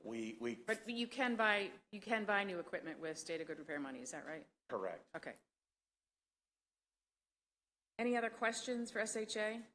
We have lots of questions, but we're going to let you off the hook because we have to move on to the Department of Information Technology. We thank you for your presence today. And also, again, I'll echo what my colleague said about the tour. It was really fantastic. Our committee went to 3 MDOT modes this year, BWI, SHA, and the port. We learned a lot, and we plan to go to more over the interim, so you'll be hearing from us on that. And thank you very much. Thank you. I forgot the public testimony, so everybody just needs to sit back down. And we have, I'm so sorry, let's see, we have somewhere, we have one person here to testify, Winston Johnson from AFSCME. Mr. Johnson, is there anyone else here to testify for him? All right, you can get back up. Thank you very much. And we will invite the leaders of DoIT, Department of Information Technology, to the desk, and we will have our analyst,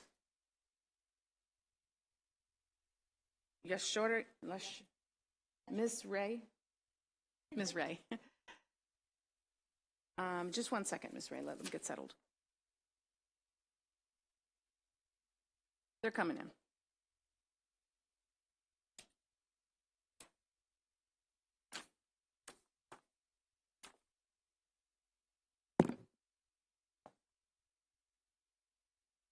You may proceed. Thank you, Madam Chair and the members of the committee. My name is Yashoda Rai, and I'll be presenting the analysis for the Department of Information Technology, or DoIT. Page 1 shows that DoIT's fiscal 25 budget increases by $50.2 million, or 17.4%. $50 million of this increase is for DoIT's security program. On page 2, we have the key observations. Funding for major IT projects fund decreases in fiscal 25 by 12.8%. Funding for security program increases by $50 million, which is a result of the 3 pieces of legislation enacted in 2022 session. And departmental bill SB 294 and HB 227 of 2024, as introduced, would alter threshold for a project's total development cost from $1 million to $5 million to be considered a major IT development project, and provides additional authority to the Secretary of DoIT to include or exempt projects as major IT projects. Moving on to performance analysis to Exhibit 1 on page 5. The orange bars show that the implementation of cybersecurity training that DoIT administers with agency security awareness training managers has decreased to 64% in fiscal 23 from 81% in fiscal 22. DoIT notes that this decline was due to employees not completing the required training modules and assessments, and notes that it has initiated more involved outreach to improve compliance. We request DoIT to brief the committee on its outreach efforts to improve the share of employees compliant with cybersecurity awareness training.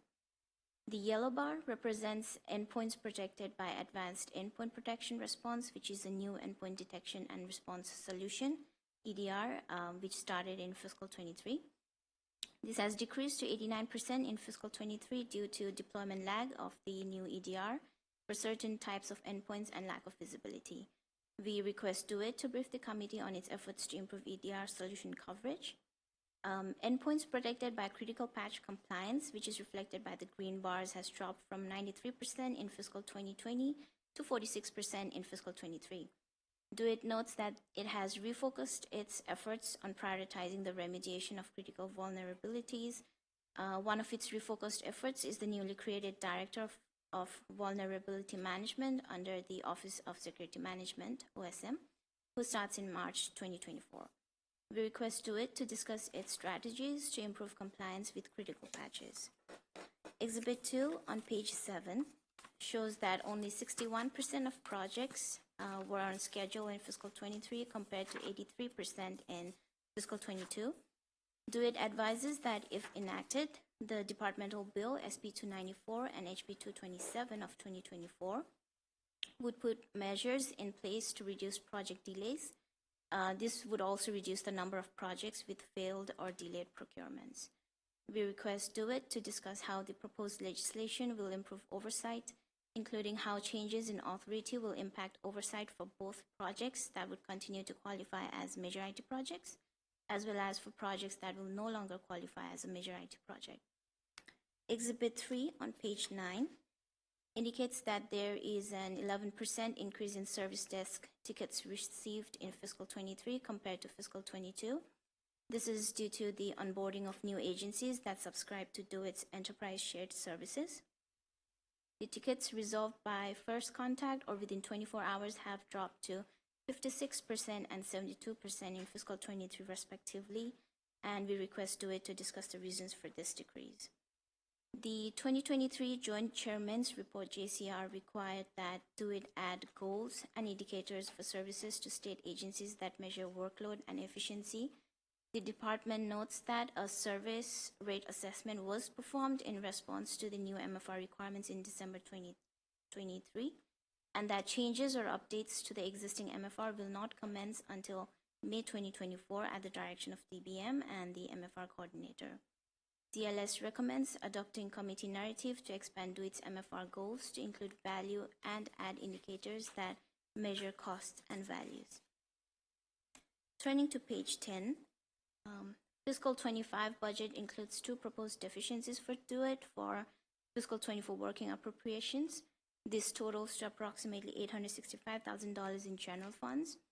Approximately $179,000 is to fund 2 contractual full-time equivalent positions in the newly formed Office of Accessibility, which enforces Maryland's new digital accessibility policy. This was announced on January 8, 2024. Approximately $886,000 is to fund the ongoing operational costs for the one-stop platform. This is DoIT's major IT project, one of DoIT's major IT projects. Exhibit 4 on page 11 shows a total of $338.7 million in the department's fiscal 25 allowance. Major IT project fund and infrastructure account for 48.8% of DoIT's spending. The security program accounts for 20.2%. Exhibit 5 on page 12 shows that contracts for major IT development project funds, operations, and cybersecurity total 82.8% of spending. Personnel accounts for 11.3% of the total spending, which includes regular positions and contractual positions. Exhibit 6 on page 13 shows 26.8% of funding for DoIT is for major IT project fund. This is split into 23.2% in general funds and 3.6% in special funds. The remaining 73.2% is for its operations and is split into general funds, reimbursable funds, and special funds. The general funds for operations in fiscal 25 allowance have increased compared to fiscal 24 due to the increased funding for security program. Exhibit 7 on pages 14 and 15 show that fiscal 25 allowance for DoIT has increased by 17.4% as compared to fiscal 24 working appropriation. The largest change is due to the security program, as DoIT increased its enterprise support services for state and local agencies relating to cybersecurity and requires more applications software to support this expanded service.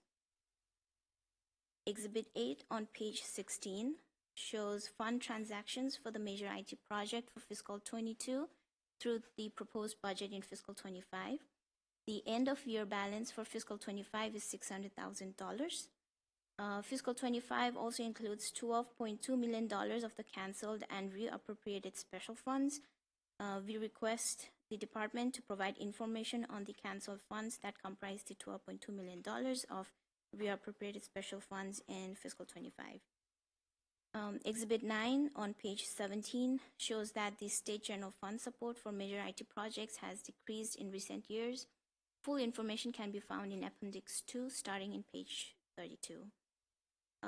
Two projects received at least $5 million in general funds in fiscal 25 for a total of $25.6 million.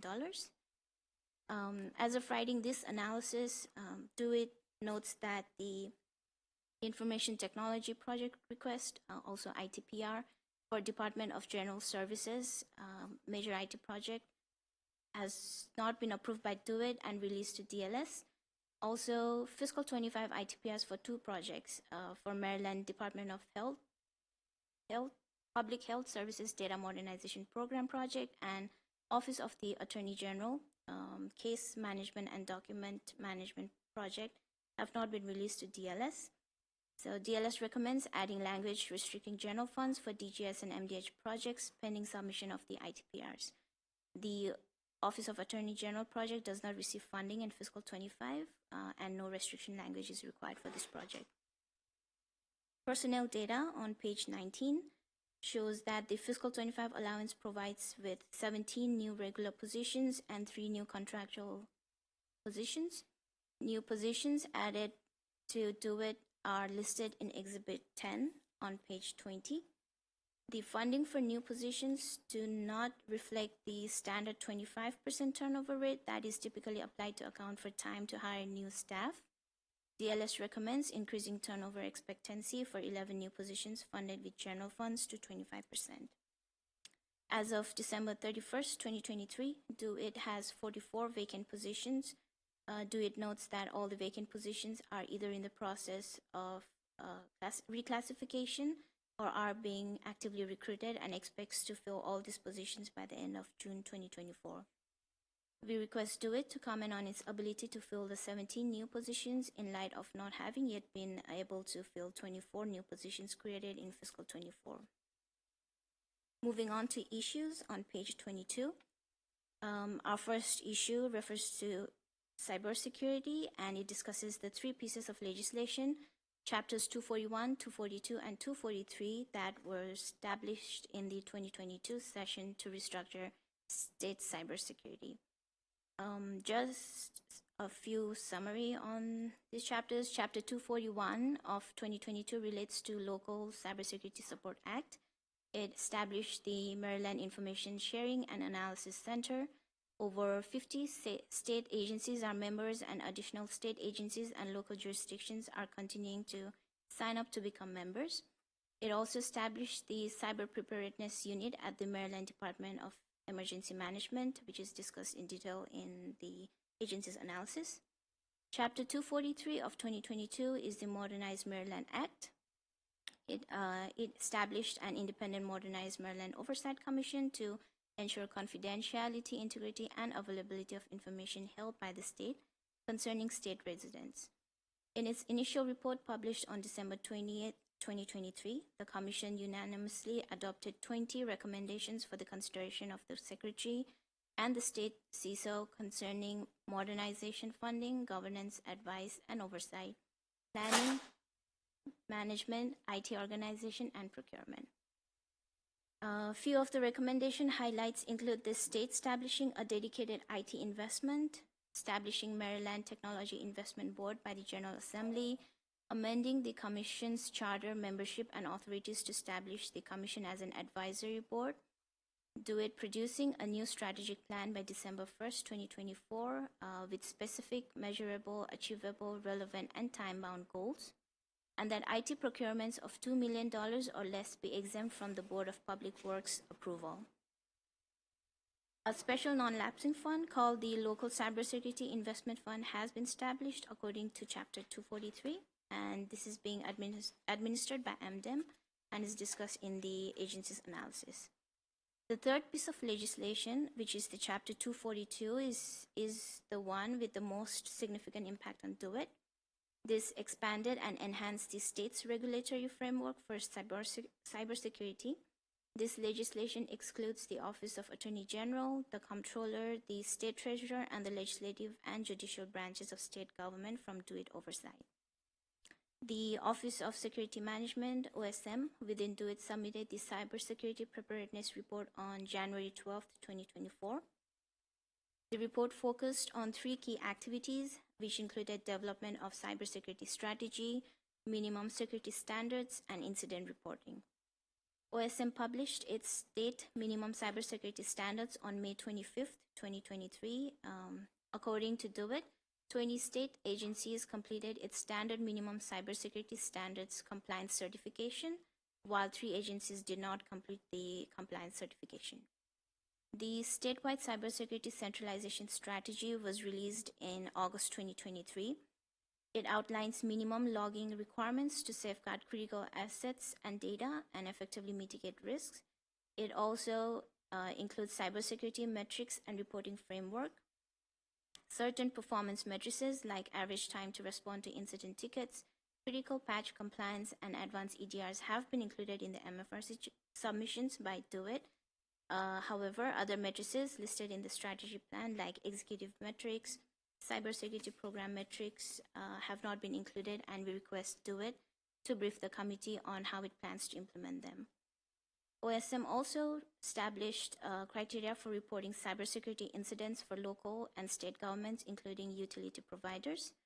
The local and state governments must report cybersecurity incidents no later than 1 hour after confirmation of a detected cybersecurity incident, while it should be reported no later than 24 hours after confirmation for utility providers. 3 incidents were publicly reported in calendar 2023. 2 investigations reported that there was no known misuse of personally identifiable information. Exhibit 11 on page 25 shows that the total funds for cybersecurity totals $97.4 million in fiscal 25. This is $79.6 million higher than fiscal 24. This includes DOIT's funding for cybersecurity in each agency's budget, and also those who are not required to have DOIT's oversight for their cybersecurity activities. DLS has categorized them into 7 main activity categories to understand the different areas of spending related to cybersecurity in state agency budgets. Exhibit 12 on page 26 shows that $362 million was appropriated into the Dedicated Purpose Account, DPA, for cybersecurity activities from fiscal 21 to fiscal 24. $114 million of these funds have been used for a variety of activities. The Budget Reconciliation and Financing Act, BRFA, of 2024 includes a provision that authorizes a transfer of $149.5 million to the general fund from the funds for cybersecurity that have yet to be expended in fiscal 25. The proposed transfer would leave $98.5 million in the DPA for this purpose. DLS recommends committee narrative for a report that outlines how these funds will be spent. Page 28 through 30 lists the DLS's recommended action. This is the end of my presentation. Thank you, Ms. Ray. Thank you. Please come forward, Secretary, and do you have staff with you? Great. Secretary Savage and This is Melissa Lehman. Deputy Secretary Lehman. Very nice to have you with us. This is our first time with you in front of us as we picked you up as an agency this year, so we're happy to have you, and we will be asking questions, some of which might be elementary, but if you'll just be patient with us, we just want to get to a few of the topics in the report. And why don't you go ahead and give your response? Sure. Well, good afternoon, Madam Chair, Mr. Vice Chair, members of the subcommittee. I'm Katie Savage. I'm the Secretary of the Department of Information Technology, and as mentioned, this is Melissa Lehman, Deputy Secretary, and we appreciate the opportunity to provide testimony. I'd also like to thank Yasho, our DLS analyst, for her diligent work. And I wanted to highlight some progress that we've made this year since I took the role in January of 2023. We are trying to take Do It from being a commodity IT provider to being a visionary leader. In addition to infrastructure, data, and client services, we've added a digital experience team, artificial intelligence team, and matured our cybersecurity efforts. During the last year, Do It has been able to showcase our ability to support our agencies with efficient and effective internal IT operations, keep the state IT infrastructure secure, and build out an organization that's focused on user experience and digital accessibility for all Marylanders. Do It has also been extremely busy building on a great team. I spent a lot of my time recruiting and hiring that will help achieve and expand on the goals of the Moore Miller administration. One of Do It's and the Moore Miller administration's main goals is to strengthen the state's cybersecurity posture while also solidifying its ability to manage and minimize the consequences of a cybersecurity incident. We've made great progress this year, bringing on Greg Rogers, who was just confirmed 2 weeks ago as the State Chief Information Security Officer. The Office of Security Management continues to oversee ongoing legislatively mandated statewide cybersecurity assessments, penetration testing, and supporting statewide remediation efforts.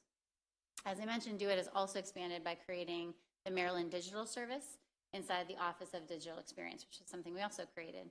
We've been very fortunate to bring Marcy Jacobs on as another Deputy Secretary who will focus on improving the web experience of executive agencies. The Maryland Digital Service will also focus on improvements to resident-facing applications and some of the major IT development projects that Yasho mentioned, along with other critical state development efforts. Designated projects will receive support for discovery, what we call the requirements gathering phase, technical solutioning, procurement, and have a dedicated Do It product resource engaged to support the projects. Just last week, maybe 2 weeks ago, we hired our first ever software engineer, which for the Department of Information Technology maybe shouldn't be the leap that it is, but a journey of 1,000 miles. Do It also has focused on making IT more accessible to all Marylanders. We created the Office of Digital Accessibility and drafted and published Maryland's first ever digital accessibility policy.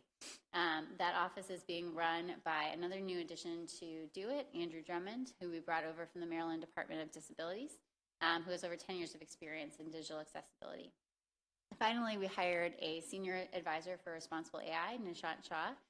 He's been working very closely with the legislature this session, focused on both responsible and productive use of AI. So the responsible side is how we think about ethics and bias and sort of oversight over various algorithms that we use and might deploy. The productive use is thinking about pilots and real-world application. So we worked with the governor's office on the executive order that we announced a few weeks ago, which establishes an AI subcabinet, issues interim guidelines, and as mentioned, we plan to launch some pilots. I'm extremely excited about the progress that the Do It team has made in the last year. We also have a lot of work ahead of us, but I look forward to tackling the work that our team has to do to continually improve the state's overall information technology environment. And I'm happy to answer any questions you might have. Thank you. We appreciate your response and the way that you are evolving the Department of IT, and we just sit in awe of all of the things that you have to learn new as technology evolves. And today we're going to start with Delegate Solomon.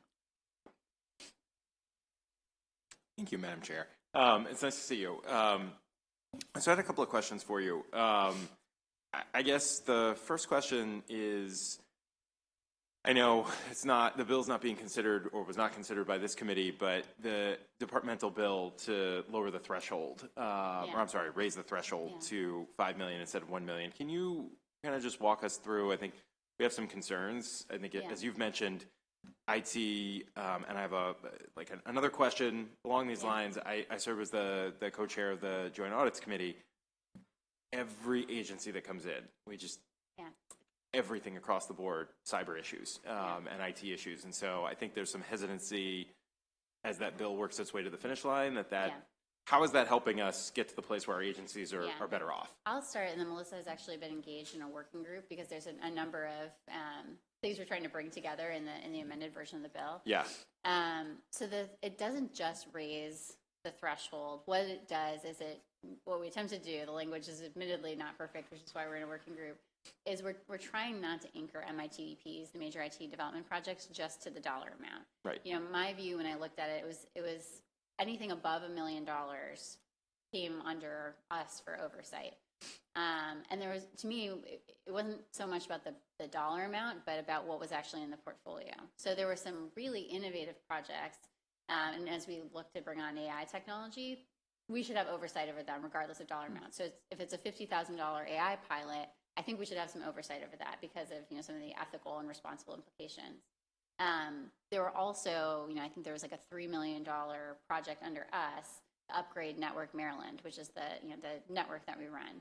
That shouldn't be an MITDP. I mean, that is capital, that should be in a capital operating budget, which is a separate conversation about why we don't have a capital operating budget when we run a state network. That's a separate conversation. So what we're attempting to do is really change the criteria for what is an MITDP and what isn't. We did ask for and receive from DBM additional dollars for additional oversight managers. But when I started, we had a handful of oversight managers, you know, to a ratio of, you know, $100+ million in projects. And so what we're attempting to do is say, what are the projects that really need time and attention because they have, you know, maybe responsible or ethical considerations like AI projects. But if it's a network upgrade, do we really want to have one project manager oversee another project manager on the same team?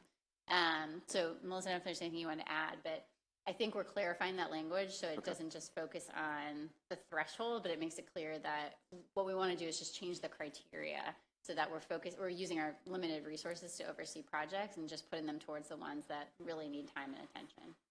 Okay. So do you imagine the threshold will change in the final bill, or? Do you know where it landed? I don't think the threshold has actually changed. I think there is language that allows the secretary to delegate any project, an MITDP, in the event that she deems it's necessary. Yeah. So it could be any project under $5 million if there's significant concerns or if there's cyber concerns or AI impact. 1 million just sort of felt like an arbitrary amount. And so all projects still come into us through our intake process rather. So what we want to say is like any project that comes in, we'll look at and say like, this is something that needs time and attention. Because to your point, and one thing I want to add on that as well, you know, software development is my background, so I'm particularly passionate about this area. One thing that I see, you know, in the failed projects that you mentioned is that historically DO-IT has just looked at, is it on time and on budget? And we haven't looked at, for example, does the agency that's proposing the project actually have the ability to manage these projects? And not just in the development phase, but once the project is done, it's not like they're magically going to have an IT team appear to support it. So in parallel, they need to start thinking through, do they have an IT director? Do they have on-site engineering? You know, are they prepared for the O&M phase of things? So that's also something where we might say, you know, a project comes in through intake, maybe it's a relatively small project, but I'm going like, we have a lot of problems with this agency from an IT perspective. They need, we need to designate it till we make sure that they're doing the work to bring on IT staff to support it long after this project is over. Yeah, I think that would probably put a lot of our minds at ease. Yeah. And then the last question that I've got, because I would love to talk to you more about the joint audit stuff, maybe we can do that in a different context. So I noticed on page 25, the amount of money that's allocated for non-state agencies for cybersecurity is fairly low. All things considered, it's about $960,000. It's used mostly for K-12 school systems. I know, obviously, I do some of this in my other job.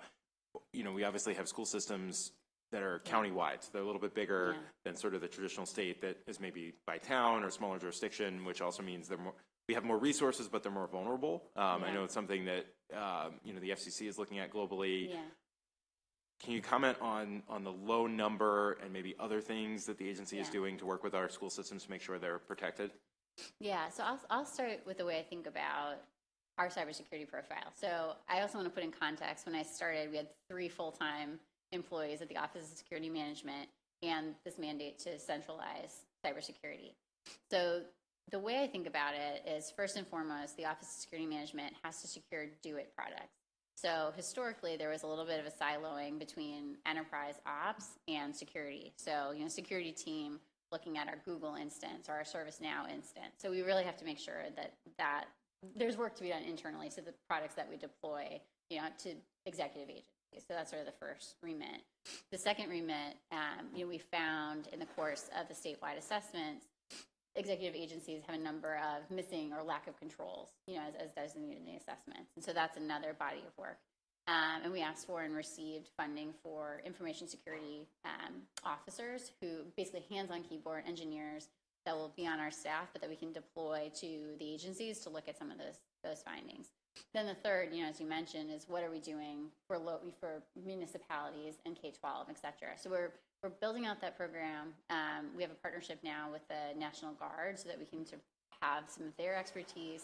And we have some funding for the local program, but it is admittedly low this year because we're trying to focus on sort of do it operations, and then the next circle of executive agencies. And then, once we have a little better handle on that, we can start to build out the local program. Because I definitely hear you. I have concerns, definitely about, in particular, K-12, and like you mentioned. So part of the work that the local team, we have Netta Squires, who's running local cybersecurity entirely dedicated to counties, municipalities, and K-12. She's building out a team of, I think, 4 to 5 this year. And one of the first things that they will do is also help to, to kind of rack and stack counties and municipalities in K-12. So at a minimum this year, we can kind of come out with what are the counties or K-12s that need the most support. The other piece too is it's hard to think through funding without a prioritized list of who are there are some counties, and this is true of state agencies too, and kind of the work we have to do there. There's some that are very mature that might not need our support, but we have to understand what that list is. Yeah, great. Thank you, Madam Chair. To follow up on that, is there on page 14 you show funding for security program, security application software licenses? Is any of that designated for the locals, for the K through 12? Yeah, so it's a great question. So what the funding, I don't believe, is specifically dedicated towards them, but what we're trying to do is make those contract vehicles at a minimum available to them. So for example, this is prior to me, we purchased CrowdStrike, which is endpoint protection for ourselves and for the executive agencies. So at a minimum, what we're trying to do is let the municipalities and locals piggyback on that contract.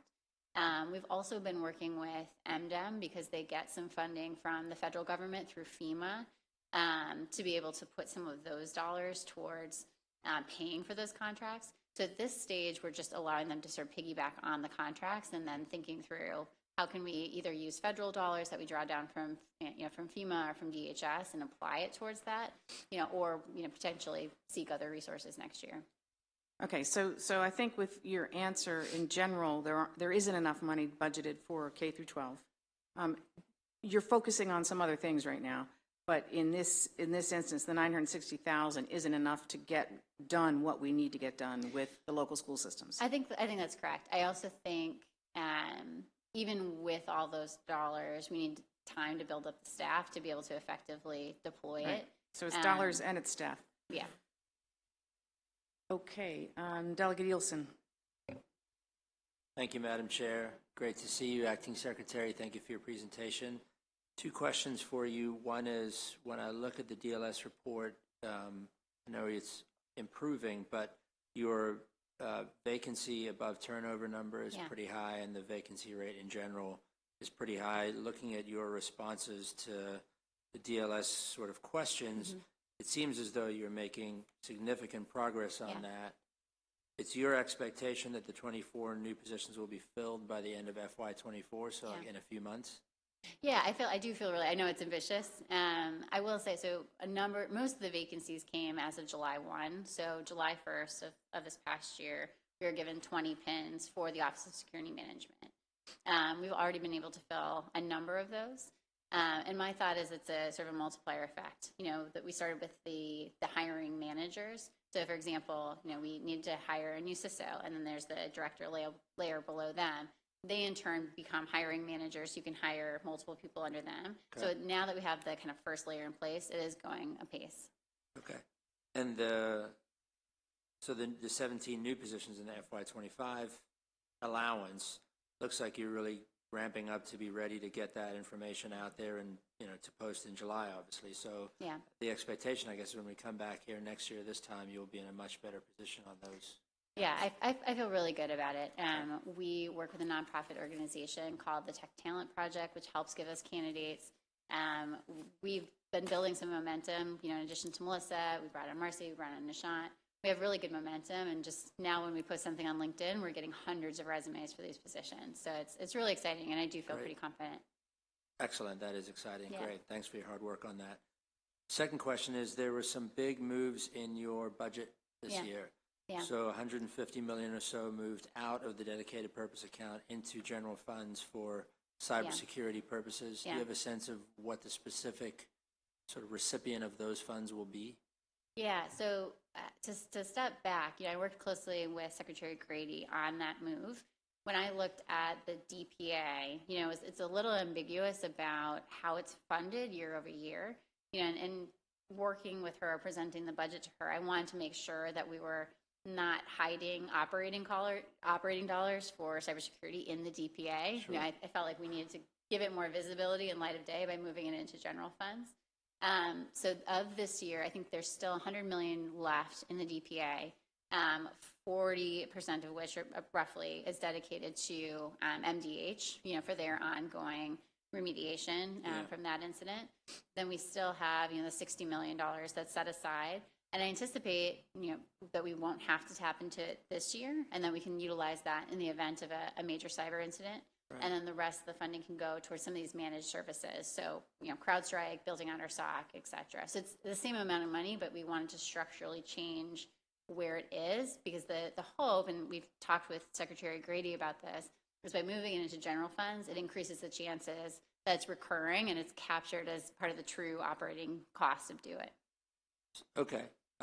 Just want to make sure I unpack that a little bit. Yeah. So of the remaining 100 or so million that will stay in the dedicated purpose account, you mentioned about 40%, 40 million will go to the MDH. Department of Health. Yeah.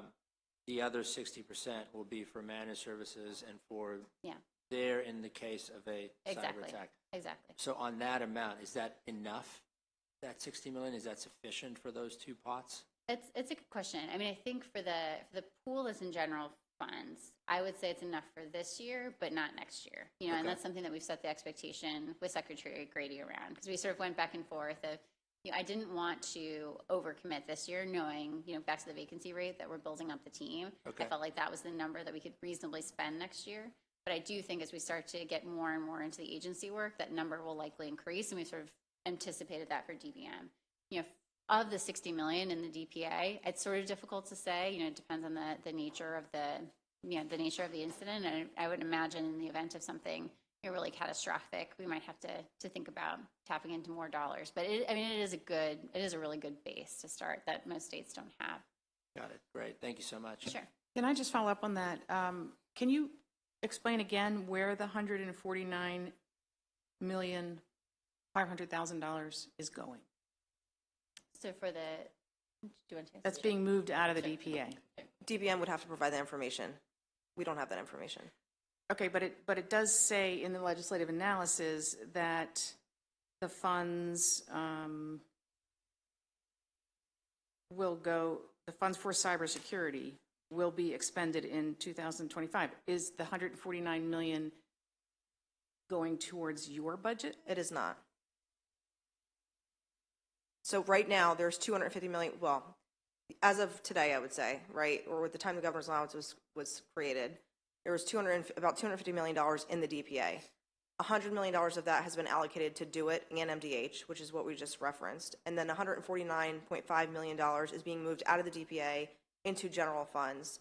I imagine it's being spread across all state agencies or units of government. But DBM would have that detailed information.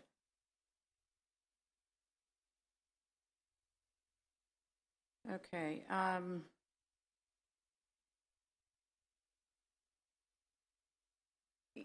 One sec.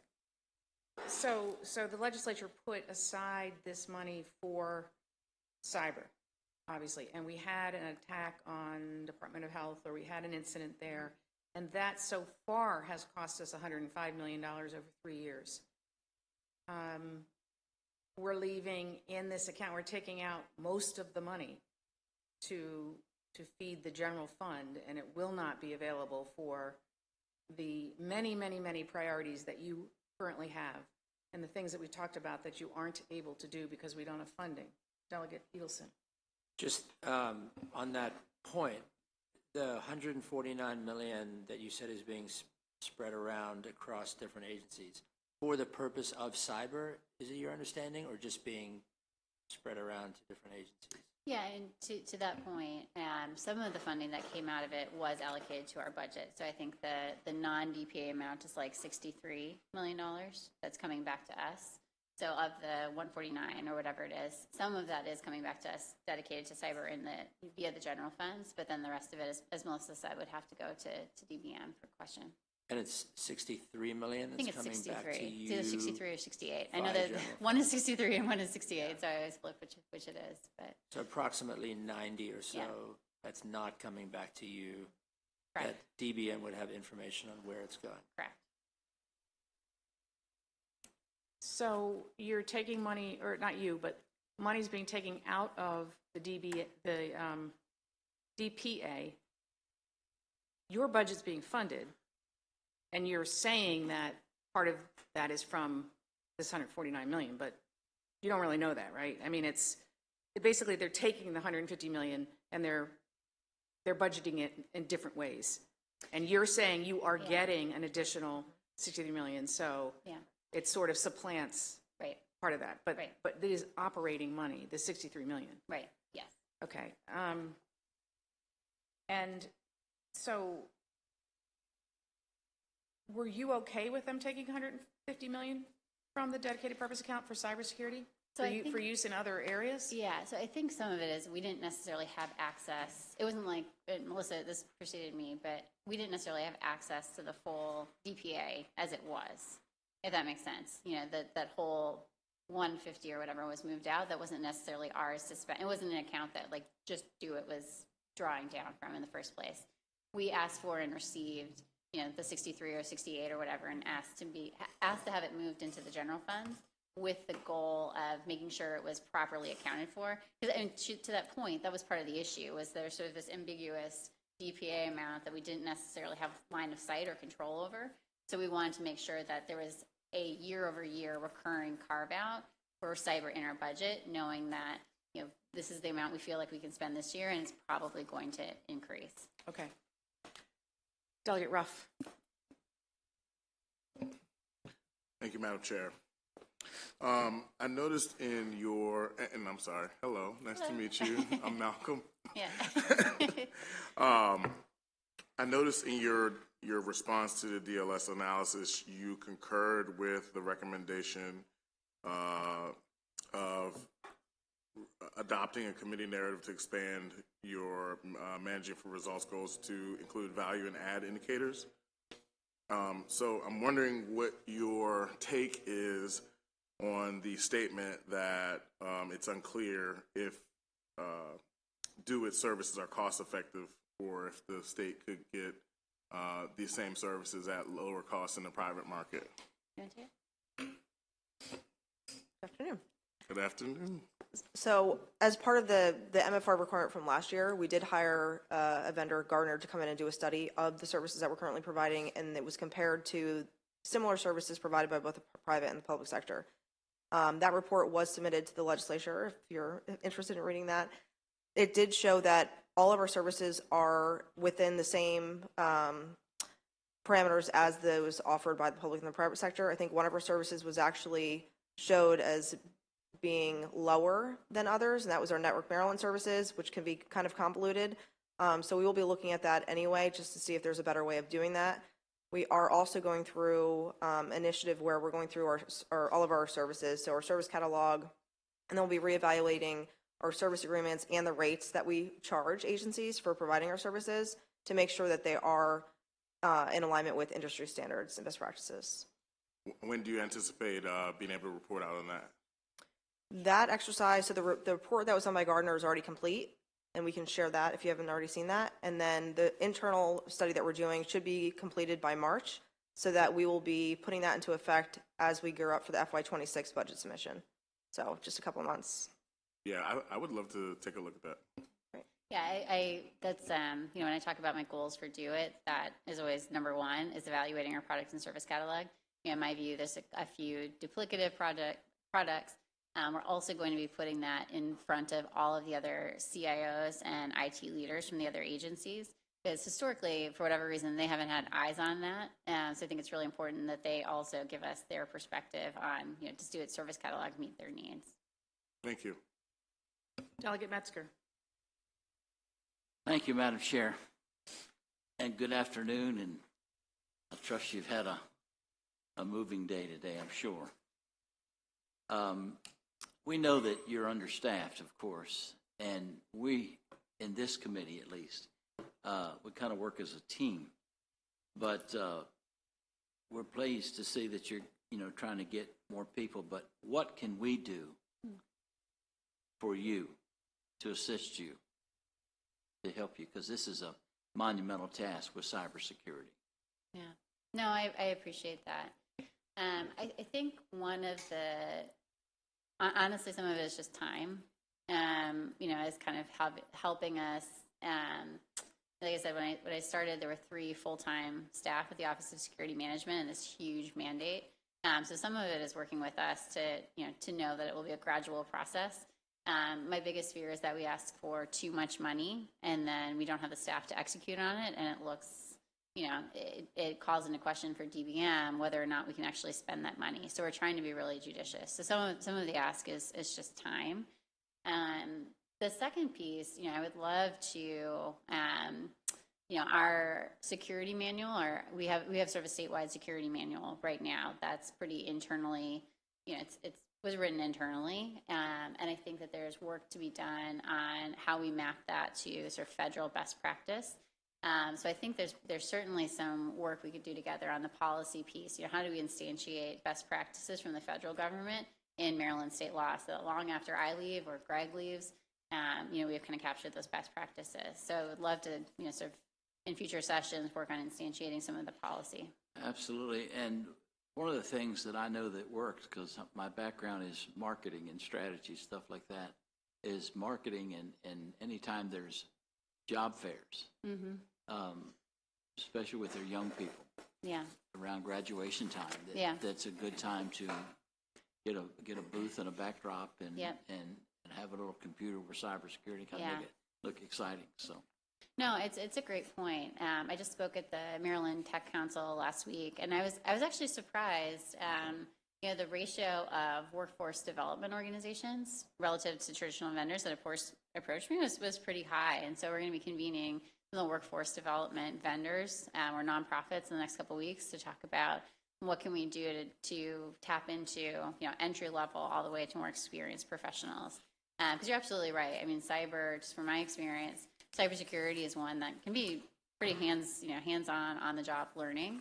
And so it's a great profession to kind of hook people into IT. I think it's so important. I was at a college recently, and they got a huge screen, probably bigger than this in this room, and you can see all the cyber stuff, and you see gold spots, and they were saying that's somebody hacking, that's a cyber. No, exactly. And that's what a lot of our funding goes to. So we have the Security Operations Center at Do It, but we really need to mature that. One of the opportunities that I see, and it ties into the previous delegate's question about how we work with state agencies, is that all of those assets aren't necessarily mapped into our stock. We need to make sure we have visibility. To your point, that some of the critical assets in the state are showing up in our stock, and so that's the work ahead of us, and a lot of the funding we've asked for to build out that team. Well, I'm not an IT guy, but whatever I can do to help you, I will. I appreciate that. Thank you, Delegate Metzger. Let me follow up on that briefly. I think, if I'm correct, that you had 24 new positions in 2024 and 17 new positions in 2025. So do you feel that you're going to be able to fill the positions? Do you need more pins in this budget? But, more specifically, will you be able to fulfill the needs of the governor's official subcabinet on artificial intelligence, and including support for agencies that want to pilot systems for AI? Yeah. So on the cybersecurity pins, I do feel fairly confident about that. I mean, I think you're talking about, we have the sort of first layer and the director layer that can then be a multiplier effect and hire those. So I feel pretty good. I think our goals are right in line about that. On the AI front, we have just kicked off the sub-cabinet. The executive order was the end of January, and then we kicked off the first sub-cabinet a few weeks ago. I think we're in the phase of kind of planning out, what the pilots could look like, and potentially, it might be something we seek additional funding for. Okay. Moving on to a second topic briefly. The indicators on workload incident resolution. Why are they going down, and how do you suggest that they be modified to include costs and value to the state? Yeah. So the reason that I think the incident response time that you're referring to is going down is that we've added additional agencies. So when this administration came in, we added a number of executive agencies, but we didn't in parallel increase the number of service desk technicians that do it. And so that is something that we have to right size. We have an open job rec for a new chief of client services, and their mission will be to look at the current team and figure out how we need to right size that relative to the new executive agencies that were stood up in this past year. And as Melissa said, that'll also correspond with the product and service catalog evaluation that we're doing right now. I mean, some of it, to be honest, when Do It was created and we enterprised the agencies, we pulled all the people together, but we didn't necessarily look at all the stray applications that are being operated by these agencies. So even though they might not be an application that we stood up or that we're operating, our service desk is still kind of their first point of contact. So part of the goal of the product and service catalog is also sort of deprecate some of these services and draw a clear line in the sand around this is what we can offer in terms of our service desk, and this is where we have to push it back to the agency. Okay, so essentially you're saying, yes, you can always use more pins, but you can only take them on at a certain level. You can only handle hiring so many people and getting the systems in place at a certain level, and it may not match the needs of the service desk at the moment or this year. Right. But your plan is to get there eventually. Right. Okay. Right. Any other questions from our remaining members? We thank you for being here, and if there's anything we can do, or you have questions of us, be sure and be in touch, and thank you. We really appreciate it. Thank you. Sure.